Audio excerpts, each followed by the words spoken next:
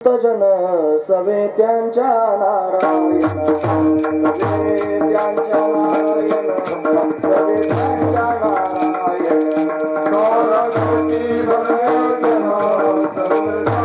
नारायण सवे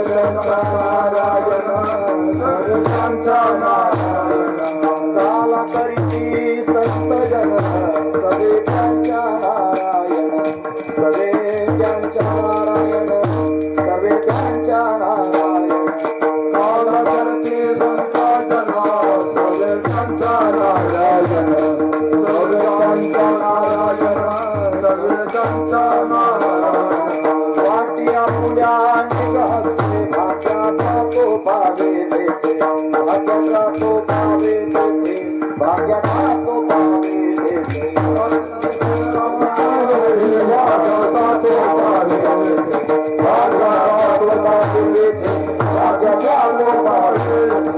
काही शीतलागे हाती दोष देखून त्या फळती दोष देखून त्या फळती दोष देखून त्या फळती दोष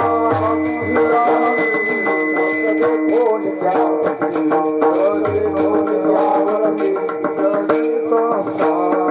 वाटिया पुण्या निघते भाग्याचा तो पावे देते भाग्याचा तो पावे देते भाग्याचा तो पावे देते भाग्याचा तो पावे देते भाग्याचा तो पावे निळा म्हणे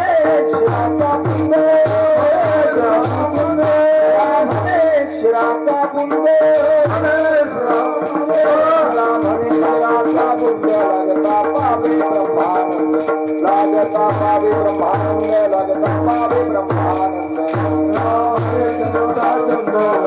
पावे ब्रह्मानंद पावे ब्रह्मानंद वाटिया फुल्याने हसते वाटिया फुल्याने हसते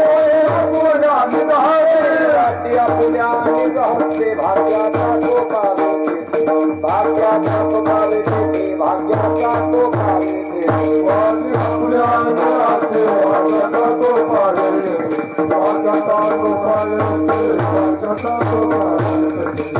तो पावे भाग्याचा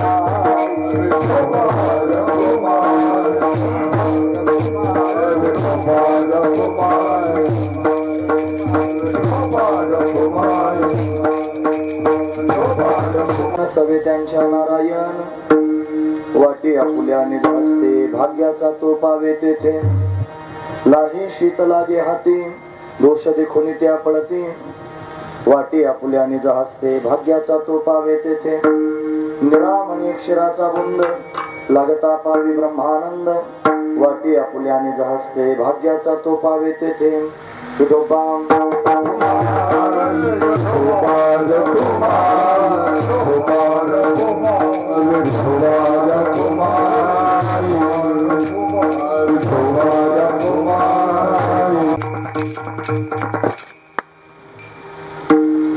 काला करीती संत जन सवे त्यांच्या नारायण वाटे आपुल्याने हसते भाग्याचा तो पावे तेथे प्रस्तुत प्रसंगी कीर्तन रूपी सेवेकरिता निवडलेला अभंग जगद्गुरु जगतवंदनीय सर्वांच्या अंतकरणाचा अधिष्ठान असणारे माऊली तुकोबाराय यांचे एकनिष्ठ शिष्य श्री संत निळोबाराय यांचा दिव्य असणारा कालवर्णन करून सांगणारा अशा पद्धतीचा हा अभंग आहे.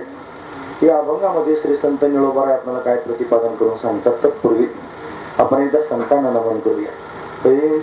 श्री संतांची माता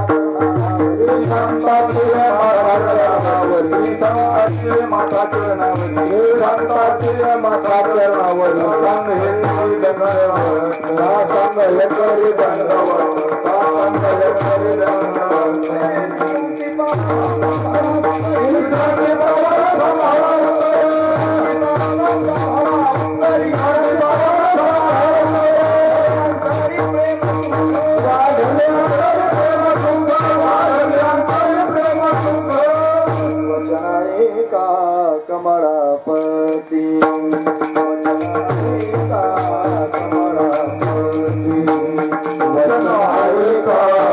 कमळापती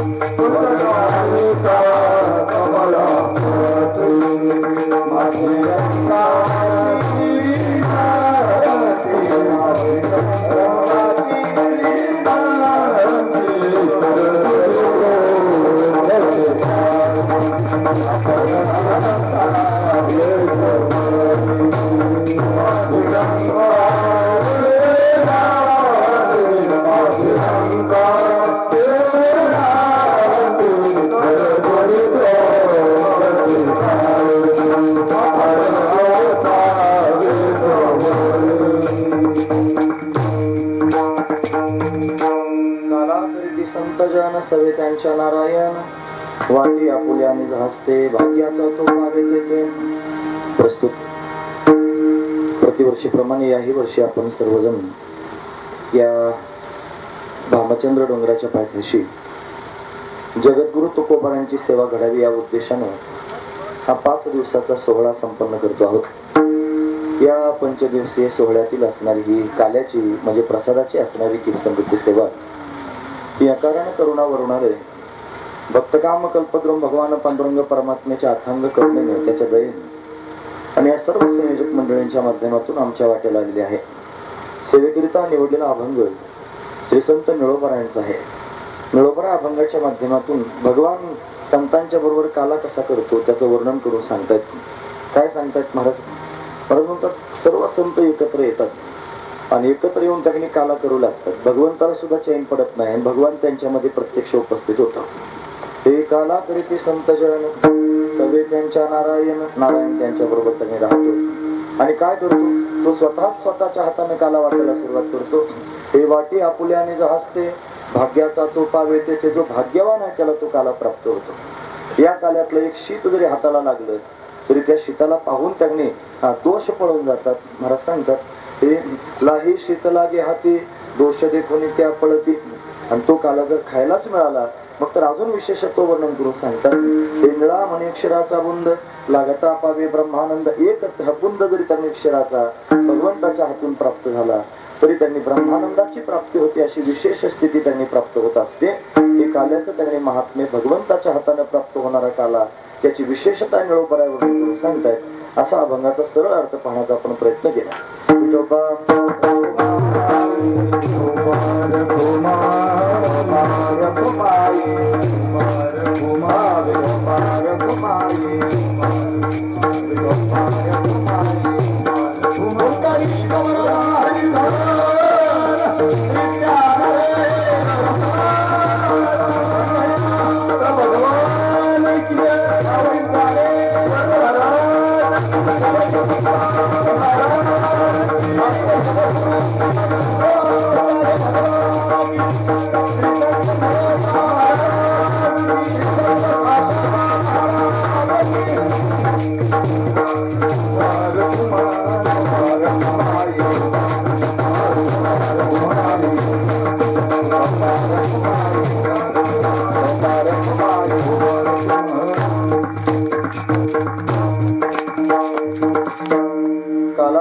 संतजन सवे त्यांच्या नारायण वाटी आपुल्याने हसते भाग्याचा तो पावे तेथे. प्रस्तुत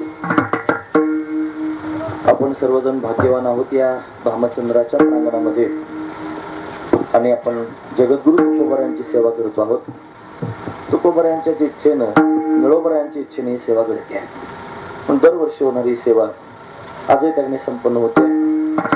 सर्वजण मला वाटतं दरवर्षीपेक्षा जरा जास्त संख्या दिसते आहे आणि चांगलं वातावरण त्यांनी दिसतंय. सर्वजण अतिशय आनंदात आहेत आणि सर्वजण भगवंताची सेवा करत आहेत. जगद्गुरु तुकोबारायांची सेवा करत आहेत. आताच विचार झाला की पुढच्या वर्षी पारायण सुद्धा या ठिकाणी करायचं आहे. पण हळूहळू सगळे उपक्रम होतील. आजच्या आपल्या कार्यक्रमाकरिता आणि भेट देण्यासाठी म्हणून हरिभक्तीपरायण आदरणीय श्री रवींद्र महाराज ढोरे या ठिकाणी आले आहेत. जे भंडारा डोंगर त्यांनी दिंडी समिती त्याचे अध्यक्ष आहेत. म्हणजे भंडारा डोंगरावरून जी दिंडी त्यांनी जाते तुकोबारायांच्या बरोबर सोहळ्यात त्यांनी विलक्षण आनंद सर्वजण घेतात. त्याचा संपूर्ण त्यांनी अशा पद्धतीने भार महाराजांच्या वरती असतो. आणि डोंगरावरती जो सप्ताह त्यांनी होतो आता सध्याची दशमी समिती आहे त्याच्यामध्ये सुद्धा महाराज त्यांनी अग्रेसर आहेत. ह्या विशेष रूपाने कार्यरत आहेत. म्हणून त्यांनी तिथे एवढा आज त्यांनी धावपळीचा दिवस आहे माघ शुद्ध दशमीच्या डोंगरावरती तरी सुद्धा वेळ काढून महाराज आपल्या या सेवेकरिता भेट देण्यासाठी आलेले आहेत. त्यांना लवकर त्यांनी जाण्याची घाई होती. सांगितलं 2 मिनिटं बोलायला सुरुवात होऊ द्या मग थांबा. मेंढेवाडीकर महाराज त्यांनी उपस्थित आहेत. म्हणजे ते भामचंद्रावर अशा पद्धतीने वास्तव्य करत होते आणि हे भंडारा डोंगरावर त्यांनी वास्तव्य करतात. म्हणजे 2 डोंगरासारखी माणसं एकत्र झालेली आहेत. म्हणजे 2 डोंगरांचा संगम झाला असं आपण म्हणायचं. म्हणजे इथं भामचंद्रावर त्यांनी भंडारा डोंगर कीर्तन ऐकायला आला असं आपण समजायला हरकतच नाही महाराज काय. म्हणजे भामचंद्रावर आपण सेवा करत आहोत म्हणून त्यांनी महाराजांच्या रूपानं जगद्गुरु तुकोबारांनी सांगितलं त्यांनी भंडारा डोंगराला जा, तिथं त्यांनी सेवा चालू आहे, भेट देऊन या. मग त्यांच्या रूपानं भंडारा डोंगरच आपल्याकडे आलेला आहे. म्हणजे आपली आजची ही कीर्तन सेवा फक्त भामचंद्रावर आहे असं समजू नका. ही भामचंद्र आणि भंडारा दोन्ही डोंगरावर आहे असं फक्त लक्षात घ्या. अशा पद्धतीनं ही महाराज मंडळी समोर बसलेली आहेत. मोठ्या श्रद्धेनं त्यांनी आपल्याला भेट देण्याकरिता आलेली आहेत. म्हणून त्यांच्या समवेत आपल्याला सेवा करायची आहे. महाराजांना आता जायचं आहे म्हणून थोडंसं संकीर्तन करूया आणि पुढील प्रसंगामध्ये प्रवेश करूया. तरी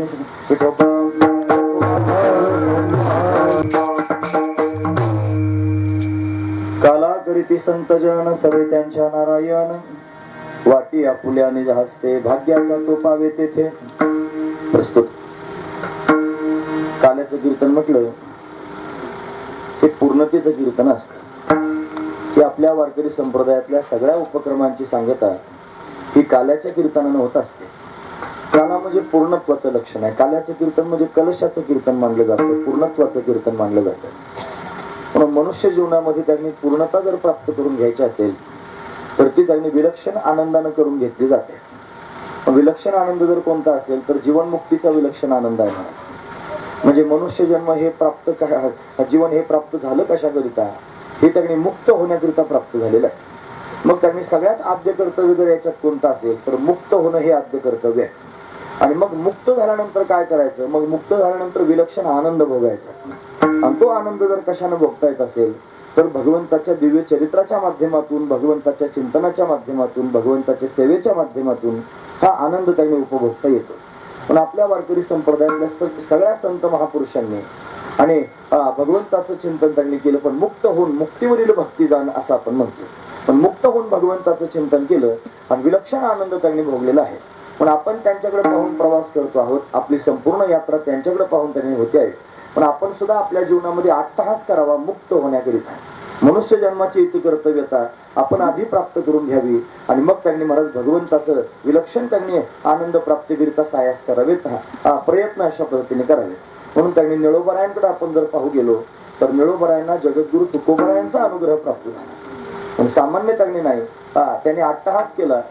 म्हणतात 41 दिवस एकाच अंगावर झोपून राहिले आणि तुकोबरायांचा धावा करू लागले. वेगवेगळ्या प्रकारचे चरित्र पाहायला मिळतात. आता पिंपळनेर संस्थांनी निळोबरायांचं जे चरित्र प्रकाशित केलेलं आहे त्या चरित्रामध्ये असं स्पष्ट उल्लेख आहे की निळोबरायांनी पिंपळनेरातच तुकोबरायांचा धावा केला आणि तुळशीचं वृंदावन आहे त्या वृंदावनाजवळ एका कुलीवर त्यांनी झोपून राहिले आणि मग एका कुशीवर झोपून राहिले आणि मग त्यांनी महाराज ह्या भगवान प्रत्यक्ष प्रगट झाला. भगवंताने त्यांनी प्रगट होऊन सांगितलं, निळा तुला भेटण्याकरिता आलेलो आहे. निळोबरायाने सांगितलंय, बघा तू जरी देव असलास ना तरी सुद्धा त्यांनी मी तुझा धावा करत नाही. तुका याचा धावा करीत असो, तुकोबरायांचा धावा मी त्यांनी करतो आहे. म्हणून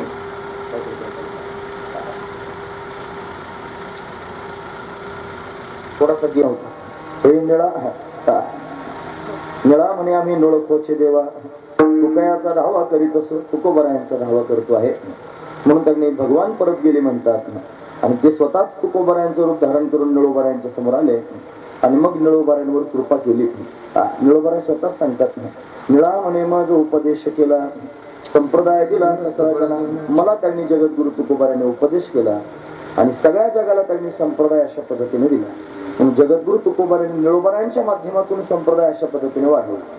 खरं तर तुकोबरायांना सुद्धा त्यांनी साक्षात्कारी पुत्र होते, त्यांचं नाव नारायण महाराज. की ज्या नारायण महाराजांनी ही त्यांनी आपण जो सोहळा आता पाहतोय ज्ञानोबराय तुकोबरायांचा, हा सोहळा नारायण महाराजांनी सुरू केला. देहूतून आधी त्यांनी तुकोबरायांच्या चरण पादुका त्यांनी घेतल्या, तिथून अलंकापुराला गेले आणि तिथून ज्ञानोबरायांच्या चरण पादुका गळ्यामध्ये घेऊन त्यांनी रस्त्याने चालू लागले. लोक त्यांनी विचारायला लागले कोणाच्या पादुका आहेत. म्हणायचे ज्ञानोबा तुकाराम, ज्ञानोबा तुकाराम. ते भजनच झालं वारकऱ्यांचं ज्ञानोबा तुकाराम. आपण वारकरी ज्ञानोबा तुकाराम भजन का करतो त्याचं हे कारण आहे महाराज. म्हणजे नारायण महाराज आत्मसाक्षात्कारी दिव्य त्यांनी साक्षात्कारी पुरुष होते. पण तुकोबराने नारायण महाराजांना विना दिला नाही महाराज. तुकोबराने विना निळोबरायांना दिला. मग निळोबरायांना सुद्धा एक पुत्र होते, त्यांचं नाव होतं भिवोबा.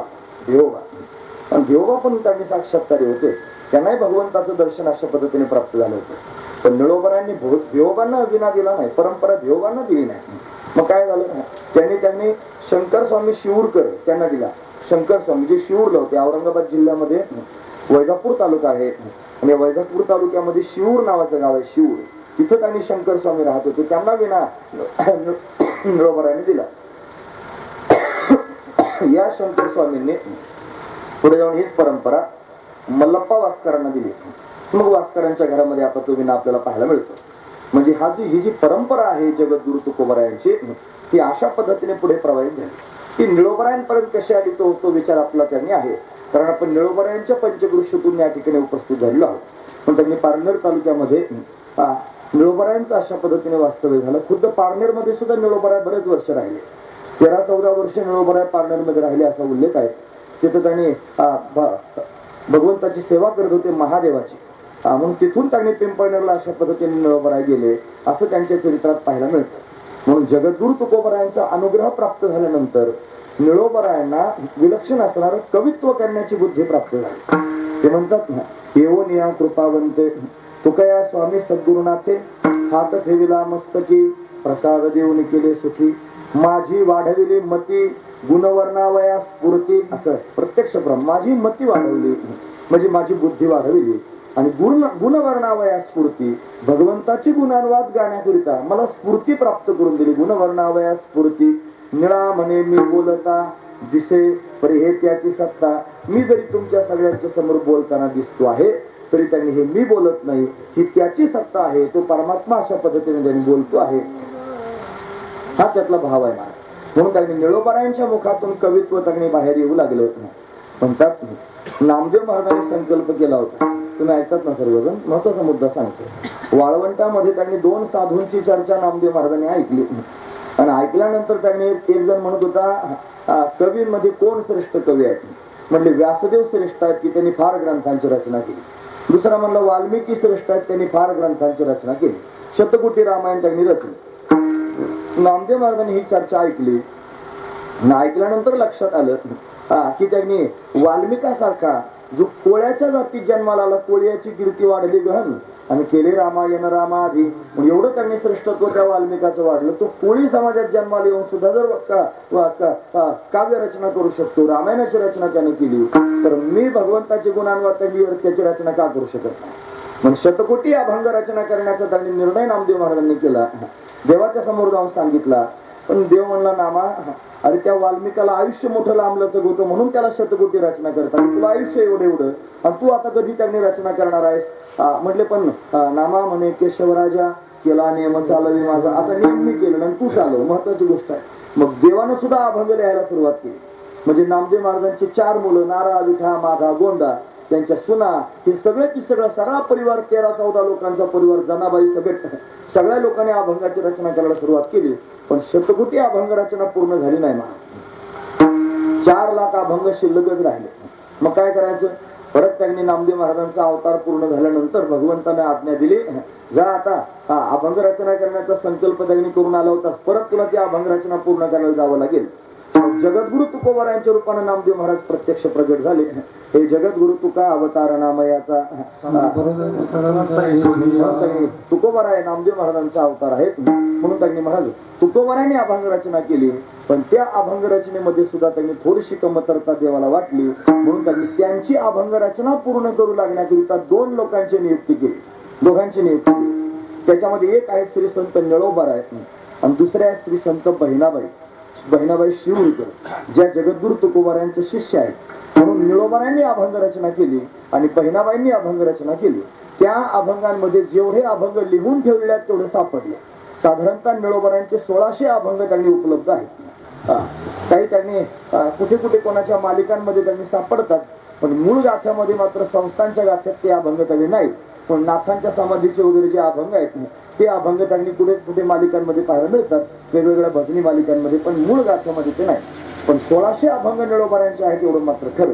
बहिणाबाईंचे 750 अभंग त्यांनी झालेले आहेत. म्हणून जगद्गुरु तुकोबारायांचा अनुग्रह प्राप्त झाला, जगद्गुरु तुकोबारायांची कृपा झाली आणि त्या कृपेने त्यांनी महाराज अशा पद्धतीने अभंग रचना करण्याची आज्ञा प्राप्त झाली आणि निळोबारांनी अभंगांची रचना केली आणि सहज निळोबारांच्या मुखातून त्यांनी काव्य स्फुरू लागलं आणि एक विशेष असणारा भाव, त्या भक्तिमय असणारा भाव, ज्ञानाची असणारा प्रक्रिया सहज निळोबारांच्या मुखातून प्रत्यक्ष प्रगट होऊ लागल्या.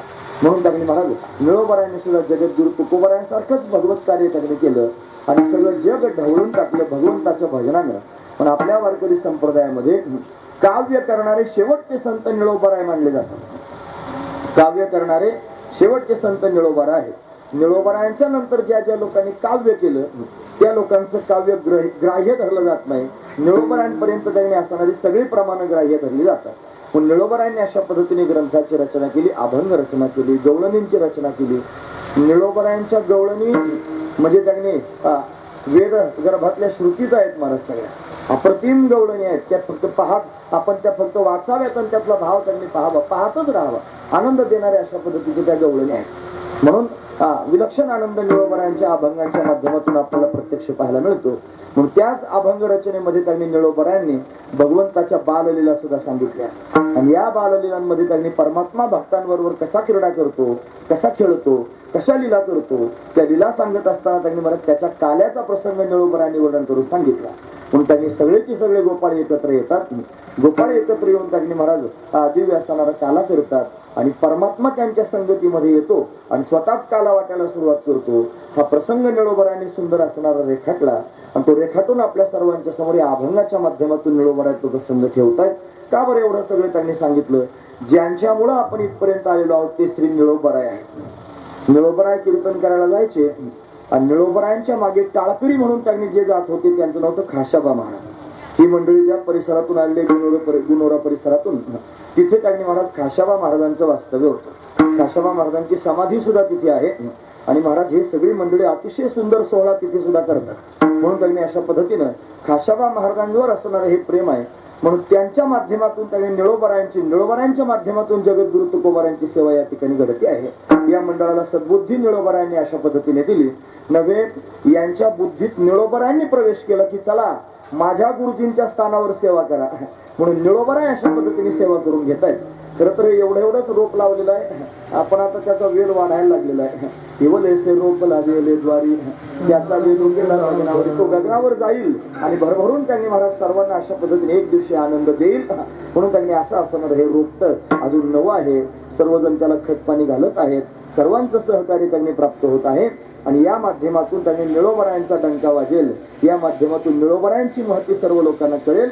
हाच एक असणारा भाव आहे. असो म्हणून त्यांनी या अभंगाच्या माध्यमातून निळोबाराय काल्याचा प्रसंग त्यांनी वर्णन करून सांगतात. काला संत जे त्यांनी करत असतात तो त्यांनी कसा करतात त्याचं वर्णन आपण पाहूया. हे विठोबा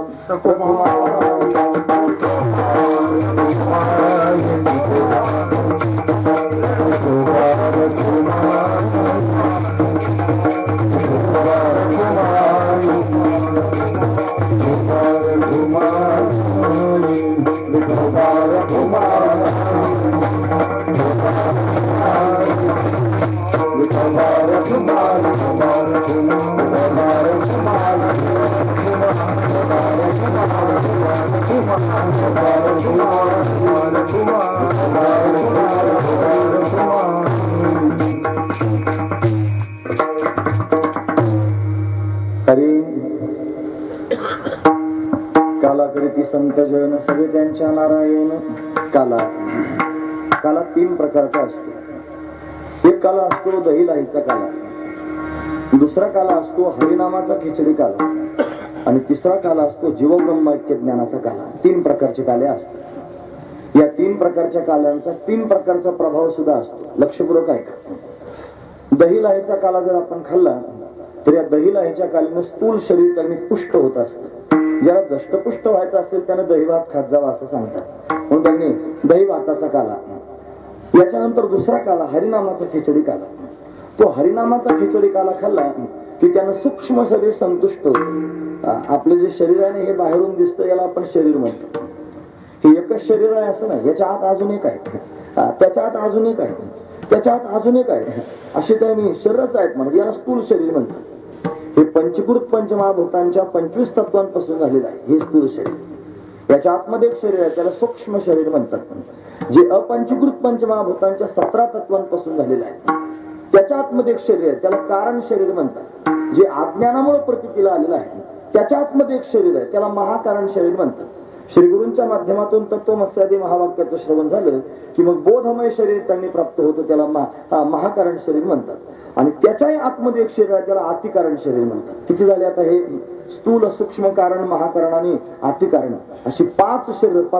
परमामृत नावाचा ग्रंथ आहे मुकुंद राजांचा, त्याच्यात याचं विस्तारण वर्णन आहे म्हणजे 5 शरीर आहेत. म्हणून त्यांनी हे या काल्याचा प्रसाद प्राप्त झाला की स्थूल शरीर त्यांनी पुष्ट होतं म्हणजे त्यांनी स्थूल शरीरामध्ये दष्टपुष्टता प्राप्त होते. त्याच्यानंतर त्यांनी महाराज दुसरा काला भगवंत नामचिंतनाचा काला, नामचिंतन रूपी काला प्राप्त झाला की सूक्ष्म शरीर संतुष्ट होतं, संतुष्टी प्राप्त होते. कारण सुख आणि दुःख हे अंतकरणाचे धर्म आहेत. आणि सूक्ष्म शरीरामध्ये त्यांनी जे 17 तत्व आहेत त्याच्यामध्ये पंच ज्ञानेंद्रिय, पंचकर्मेंद्रिय, पंचप्राण, मन आणि बुद्धी किती झाले तुम्ही मोजले का सगळ्यांनी? पंच ज्ञानेंद्रिय, पंचकर्मेंद्रिय, पंचप्राण किती झाले आता 15, मन आणि बुद्धी किती झाले 17. या 17 लोकांचा एकत्र असणारा संगम याला म्हणायचं सूक्ष्म शरीर. हे सूक्ष्म शरीर आहे. या सूक्ष्म शरीराचे धर्म आहेत सुख आणि दुःख. म्हणून सुख दुःख जर कुठे अनुभवाला येतात तर ते सूक्ष्म शरीराच्या ठिकाणी अनुभवाला येत असतात. पण भगवंताच्या नामचिंतनानं काय होतं तर जीव सुखी होतो. मग त्याला सुख कुठे अनुभवाला येतं ते सूक्ष्म शरीराच्या ठिकाणी अनुभवाला येतं. म्हणून हरिनामाचा खिचडी काला जर आपण खाल्ला तर सूक्ष्म शरीर संतुष्ट म्हणजे आनंदी होत असतं. हा त्यातला भाव आहे.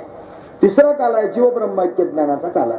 मग त्यांनी नामचिंतनाचा छंद लागला रे लागला की या नामचिंतनाच्या प्रभावानं काय घडतं, नामचिंतनाच्या प्रभावानं अंतकरण शुद्ध होतं, अंतकरण पवित्र होतं, अंतकरण निर्मळ होतं.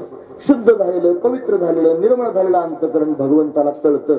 आणि मग तो परमात्मा कृपा करतो. कशा पद्धतीने कृपा करतो तो स्वतःच येतो आणि काय करतो महाराज वर्णन करून सांगतात. हे आपणची देव होय गुरु,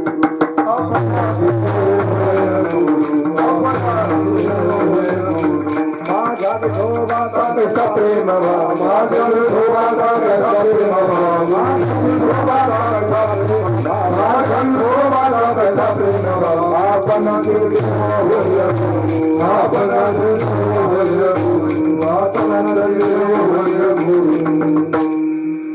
माझ्या विठोबाचा कैसा प्रेम भाव, आपणची देव होय गुरु. ज्या वेळेला आपला तुम्ही लक्षपूर्वक ऐका बरं महत्वाचं सांगतो. हे बघा आपण आता घरदार सोडून एकांतात आलेलो आहोत आणि काही वडवड आहे का कोणाला तर काही नाही. आजचा दिवस त्यांनी कीर्तन ऐकून प्रसाद घेऊन त्यांनी घरीच जायचं डायरेक्ट. बरं इथं जाऊन काय लगेच काही कामाला आपण धरणार नाही मग त्या निवांत होतात. म्हणजे आपण 1 वाजेपर्यंत कीर्तन करणार असं डोक्यात आणू नका. फक्त निवांत ऐका, काही डोक्यात गणगण ठेवू नका, शांतपणे ऐका. मला त्यांनी विशेष गोष्ट तुमच्या समोर सांगावीशी वाटते की आपलं अंतकरण निर्मळ झाल्याशिवाय आपल्याला बोध प्राप्त होऊ शकत नाही. आपण बोधाचे अधिकारी होऊ शकत नाही. म्हणून अंतकरण निर्मळ व्हावं लागेल. आणि अंतकरणाला निर्मळ करण्याकरिता काय केलं पाहिजे तर भगवंताचं नामचिंतन केलं पाहिजे. जो अखंड भगवंताचं नामचिंतन करतो त्याला त्यांनी महाराज बाकीच्या सगळ्या विकारांना आतमध्ये यायला जागाच राहत नाही. महत्वाची गोष्ट आहे. तुकोबाराय म्हणतात ना, हे तुका म्हणे देह भरला विठ्ठले, कामक्रोधे केले घर रीते. विठ्ठलाचं अखंड नामचिंतन त्यांनी होऊ लागलं की मग मात्र कामक्रोध बाहेर निघून जातात. म्हणून त्यांनी कामक्रोध घर मोकळं करतात, विकार आपल्यामध्ये येत नाहीत आणि निर्विकार स्थिती निर्माण झाली की ती सर्वज्ञ असणाऱ्या ईश्वराला कळते. आणि तो ईश्वर स्वतः त्यांनी अशा पद्धतीने कृपा करण्याकरिता येतो. हा भामचंद्र डोंगर त्याच्याकरिता साक्षीदार आहे. महत्वाची गोष्ट आहे. तुम्ही आता या 4-5 दिवसात वर कपाटात जाऊन आले असाल. तिथं भामचंद्रेश्वर महादेव आहे, त्याचं दर्शन झालं असेल. त्याच्यावरती तुकोबारांनी जिथं साधना केली ती गुहा तुम्ही पाहिली असेल. तिथं त्या दगडात तुकोबारांची मूर्ती कोरलेली आहे आणि त्याच्यावर खाली लिहिलेलंच आहे, हे 15 दिवसा माझी झाला साक्षात्कार, विठोबा भेटला निराकार. ऐकण्यावरती एका बाजूने वाघ आहे, एका बाजूने नाग आहे, असं विंचू त्यांनी दाखवलेलं आहे. तुम्ही सगळं पाहून आले असाल. म्हणजे त्यांनी एवढ्या निर्जन प्रांतामध्ये जगद्गुरु तुकोबारा इथे येऊन बसले. त्याचा परिणाम काय झाला? परमात्मा त्यांनी तुकोबारांवर प्रसन्न झाला आणि परमात्म्यानं तुकोबारांवर कृपा केली, नाम अनुग्रह केला. काय केलं? तुकोबारा स्वतःच सांगतात, हे हा पांडुरंगे सत्य केला अनुग्रह, मिरसोने संदेह बुद्धिभेद, जीव शिवासे जर रचली आनंदे, आवटावी पदी आरोहण, निजी निज रूपी निज विला तुका, अनुहत बालका हल्लरुगासी. विशेष गोष्ट सांगितली. म्हणजे काय केलं? जगद्गुरु तुकोबारांवर भगवंतानं अनुग्रह केला. ते म्हणतात पांडुरंगे सत्य केला अनुग्रह, पांडुरंगाने सत्य कृपा केली आणि ती कृपा करून त्याने निरसोनी संदेह बुद्धिभेद, बुद्धीच्या ठिकाणी असणारे भेद घालवले. बुद्धीच्या ठिकाणी बरेच भेद आहेत, हे कोणी ऐकायला मागत नाही. असं जर ऐकायला लागलं तर डबड्यात खडे घालून खडखड वाजवल्यासारखं होतं, डोक्यावरून जातं. याच्याशी काही घेणं देणं कोणाला वाटत नाही. पण वस्तुस्थिती ऐका. हे ऐकल्याशिवाय उद्धार व्हायचा नाही, मोक्ष प्राप्त व्हायचा नाही. भोळ्या भाबड्या भावनेनं नामचिंतन कराल, पुण्य पदरात पडेल. पण ज्ञानाचा अधिकारी झाल्याशिवाय ज्ञान व्हायचं नाही आणि ज्ञान झाल्याशिवाय मोक्ष व्हायचा नाही. माझ्या मनाचं सांगत नाही. ज्ञानोबा नाही म्हणतात, वाचून ज्ञान विने एके आणि उपाय करीसी तुके तरी गुंफेसे अधिके रुखी. म्हणून ज्ञाना वाचून बाकीचे उपाय कराल तर अडकून पडाल. म्हणून त्यांनी ज्ञान प्राप्त झालं पाहिजे. म्हणून ज्ञान प्राप्तीकरिता या सगळ्या गोष्टी कळायला पाहिजे. आपल्या बुद्धीमध्ये भेद भरलेले आहेत. कशा कशाचे भेद आहेत? म्हणजे जीव जीवाचा भेद, जीव जडाचा भेद, जड जडाचा भेद, जड ईश्वराचा भेद, जड जीवाचा भेद, असे 5 प्रकारचे भेद आहेत. त्याच्यात अजून त्यांनी भेद आहेत महाराज. स्वगत भेद, स्वजातीय भेद, विजातीय भेद, हे 3 प्रकारचे अजून भेद आहेत. त्याच्यात अजून भेद आहेत, देश भेद, काल भेद, वस्तू भेद. हे एवढ्या प्रकारचे भेद आपल्या मेंदूत आहेत आणि सगळे भेद घेऊन आपण वावरतो आहोत. जोपर्यंत आपल्याजवळ भेद आहे तोपर्यंत अगदी संसार चक्र सुटणार नाही. तुझे जवळ घडे तव तव संसार भय जोडे. संसार म्हणजे जन्म मरण. जोपर्यंत तुमच्याकडे द्वैत आहे तोपर्यंत तुम्हाला जन्माला यावंच लागणार आहे. मग काय केलं पाहिजे? भगवंताच्या अनुग्रहानं हे द्वैत घालवलं पाहिजे. मग परमात्मा आला आणि त्याने काय केलं? पांडुरंगे सत्य केला अनुग्रह, निरसोनी संदेह बुद्धिभेद. सगळा संदेह घालवला आणि बुद्धीतले भेद नष्ट करून टाकले. हे भेदच निघून गेले महाराज. सर्वत्र एकमय स्थिती निर्माण झाली. सर्वम खलुइदम ब्रह्म, म्हणून त्यांनी एकमेवा द्वितीयम ब्रह्म अशी भावना त्यांनी तयार झाली. आणि मग त्यांनी महाराज त्या बोधाच्या माध्यमातून अद्वैत स्थिती प्राप्त झाली. आणि त्या अद्वैत स्थितीलाच खऱ्या अर्थानं काला म्हणतात. जीव ब्रह्मैक्य ज्ञानाचा काला म्हणजे तो परमात्मा गुरु रूपानं प्रगट होतो आणि प्रगट होऊन त्यांनी तत्वबोध प्राप्त करून देतो. आणि त्या तत्वबोधानं जो होतो त्याला म्हणतात जीव ब्रह्मैक्य ज्ञानाचा काला. म्हणून कालात जर पाहायचा आहे ना, तो अशा पद्धतीने पाहायला पाहिजे. म्हणून त्यांनी हे 3 प्रकारचे काले मी तुमच्या समोर सांगितले. लक्षात ठेवा, पुढच्या वेळेला तुमच्या आठवणीत राहिलं पाहिजे. नाही जन्मभर ध्यानात ठेवायचे काले आहेत महाराजे. म्हणजे दहीलाहीचा काला, हरिनामाचा खिचडी काला आणि जो ब्रह्मैक्य ज्ञानाचा काला. दहीलाहीच्या कालाने स्थूल शरीर पुष्ट होतं, हरिनामाच्या खिचडी कालाने सूक्ष्म शरीर संतुष्ट होतं आणि जो ब्रह्मैक्य ज्ञानाच्या कालाने कारण शरीर नष्ट होतं. कारण शरीर म्हणजे काय? जन्माला कारणीभूत असणारा अज्ञान, मी कोण आहे याचा अज्ञान. आता एवढे लोक समोर बसलेत की नाही, त्यांना जर विचारलं तुम्ही कोण आहात, प्रत्येक जण स्वतःचा परिचय देत. कोणी म्हणेल मी अमुक आहे, मी अमक्याचा मुलगा आहे, मी अमक्याचा भाऊ आहे, मी अमक्या जातीचा आहे, मी अमक्या पंथाचा आहे, मी अमक्या वर्णाचा आहे, मी अमक्या आश्रमाचा आहे, मी अमक्याचा अमुक आहे, मी माणूस आहे, मी त्यातनी पुरुष आहे, मी स्त्री आहे. असं प्रत्येक माणूस वेगवेगळं उत्तर देईल. पण तुम्हाला काय वाटतं, खरंच हे उत्तर योग्य आहेत का? नाही ना महाराज, हे उत्तर योग्य नाहीत. मग योग्य उत्तर काय असेल? तर योग्य उत्तर हेच आहे, मी सच्चिदानंद स्वरूप आहे, मी तो वासुदेव तत्वता कळो येईल विचारिता, मी वासुदेव स्वरूप आहे असं त्यांनी महाराज कळणं. आणि हेच खऱ्या अर्थानं तत्वबोधाचं लक्षण आहे. म्हणून त्यांनी महाराज कारण शरीर म्हणजे अज्ञान, मी कोण आहे याचं असणारं अज्ञान. म्हणून त्यांनी त्या श्री गुरूंच्या कृपेनं अज्ञान निवृत्त होतं आणि मग जीव ब्रह्मरूप आहे असा बोध प्राप्त होतो आणि तोच काला प्राप्त होतो. त्यानं कारण शरीराची निवृत्ती होऊन जाते. म्हणून 3 काले आहेत बघा. आता क्रम सांगतो परत एकदा, लक्षपूर्वक आहे का? हा जो काला आहे की नाही, दहीलाहीचा काला, हा जर तुम्ही आता खाल्ला, लोकांना याची किंमत वाटत नाही. इथं त्यांनी दहीहंडी बांधलेली आहे, लोक त्यांनी दहीहंडी फोडली की सगळा राडा खाली पडतो त्यांनी त्या लाह्यांचा, त्या दह्याचा, आणि मग लोक त्याच्यावर तुडून पाय देऊन त्यांनी जातात. अरे सामान्य नाही ते फार त्यांनी विशेष आहे. त्याचा एक कण सुद्धा त्यांनी फार महत्वाचा आहे. या अभंगात तेच तर आपल्याला पाहायचं, महत्वाची गोष्ट आहे. पण एक ना एक कण त्यातला त्यांनी विशेष आहे, त्याच्यात काही विशेष गोष्ट भरलेली आहे. इथं त्यांनी कीर्तन करतो आता आपण, या कीर्तनात ती दहीहंडी बांधलेली आहे. आणि विशेष गोष्ट आहे का, जिथं कीर्तनाची जागा असते तिथं देव उभा असतो. जेथे कीर्तनाची जागा तिथे असे देव उभा, देव त्या ठिकाणी प्रत्यक्ष उभाच आहे. म्हणून त्यांनी देव या कीर्तनाच्या प्रांगणात उभा आहे. आणि तो त्यांनी अशा पद्धतीने त्या दहीहंडीला पाहतो ना, आपल्याला पण त्यांनी पाहतो. त्याच्या अमृत दृष्टीने त्यांनी पावन झालं हा काल आहे महाराज. घरी दहीलाई खाणं त्याच्यात फरक आहे, आणि कीर्तनातली दहीलाई खाणं याच्यात फरक आहे महाराज. इथं त्यांनी भगवंताच्या सानिध्यात आपण दहीलाई खातो, याच्यात फार विशेषत्व आहे. ज्याच्या जीवनामध्ये ही दहीलाई प्राप्त होते कीर्तनातली, त्याच्या जीवनात परिवर्तन होतं. काय होतं, हा दहीलाहीचा प्रसाद खाल्ला रे खाल्ला की त्याला भगवंताचं नामचिंतन आपोआप घडू लागतं. एरवी साधू संत येतात आणि हात जोडून विनंती करतात, हे लागून या पाया विनवितो तुम्हाला, करटाळी बोला मुखी नाम, तुमच्या पाया पडतो, हाताने टाळी वाजवा, भगवंताचं नामचिंतन करा. सांगता सांगता मेलो म्हणतात महाराज, तरी लोक ऐकत नाहीत, नामचिंतन करीत नाही. मग आपोआप कसे काय करतील, सांगून करीत नाही म्हणलं आपोआप कसे काय करतील. पण आपोआप नामचिंतन होऊ शकतं. केव्हा होईल, जेव्हा हा काला आपण खाऊ तेव्हा. ज्याला या काल्याचा प्रसाद प्राप्त झाला त्याच्या मुखातून स्वाभाविकपणे नामचिंतन त्याने होऊ लागतं. आणि एकदा का नामचिंतन त्याच्या मुखातून स्वाभाविकपणे होऊ लागलं की देवाला त्याची दया येते. तो देव गुरु रूपानं प्रगट होऊन त्याला तत्वज्ञान सांगतो, आणि मग त्याला जीवब्रह्मैक्य ज्ञानाचा काला मिळतो. अशी साखळीच आहे महाराज या काल्याची. म्हणजे आधी हा काला, त्याच्यानंतर हरिनामाचा काला, आणि त्याच्यानंतर ज्ञानाचा काला, असे 3 काले जीवनामध्ये प्राप्त करून घेतले पाहिजे. पण आपण भाग्यवान आहोत, या काल्यात आपण आलेलो आहोत. हा काला आपण खाल्ला रे खाल्ला की चमत्कार तुम्ही बघा, श्रद्धेनं खाऊन बघा. हा काला तुमच्या तोंडातून आपोआप भगवंताचं नामचिंतन त्यांनी बाहेर पडायला सुरुवात होईल. पण दुसऱ्या काल्यात जाऊ आणि मग भगवंताला करुणा येईल, आणि एक दिवशी परमात्मा येईल आणि आपल्यावर कृपा करेल. ज्याच्याकडून माळ घातली त्याला आपण गुरु समजतो, आणि बऱ्याच वेळेला 4-4, 5-5 वर्ष त्या गुरुची गाठ भेट सुद्धा लोक घेत नाहीत. माळ घातली तो तिकडं, हा इकडं, काही घेणं देणं नाही म्हणत. तो त्याच्या घरी आनंदात, हा याच्या घरी आनंदात, अशी अवस्था लोकांची असते. कधी तत्वबोध प्राप्त करून घेतील. असं माळ घातल्यानं कोणी कोणाचा गुरु होत नसतो. माळ घालणं म्हणजे फक्त संप्रदायामध्ये ऍडमिशन देणं असं आहे, महत्वाची गोष्ट आहे. फक्त ऍडमिशन त्यांनी द्यायचे. पण खऱ्या अर्थानं ज्या वेळेला भूमिका तयार होते, वापसा तयार होतो की नाही वापसा, त्यावेळेला शेतकरी त्यांनी पेरतो. म्हणजे पाऊस पडला की वाप निघते, मग वाप निघाली की मग शेतकऱ्याला असं वाटतं आता पेरलं पाहिजे. मग तो पाभर धरतो, आणि मग त्यांनी त्या वटीत ते बी घेतो. त्याच्यानंतर पाभर धरून त्याच्यात काय म्हणतात त्याला, ज्याच्यातून बी चाड म्हणतात, चाड.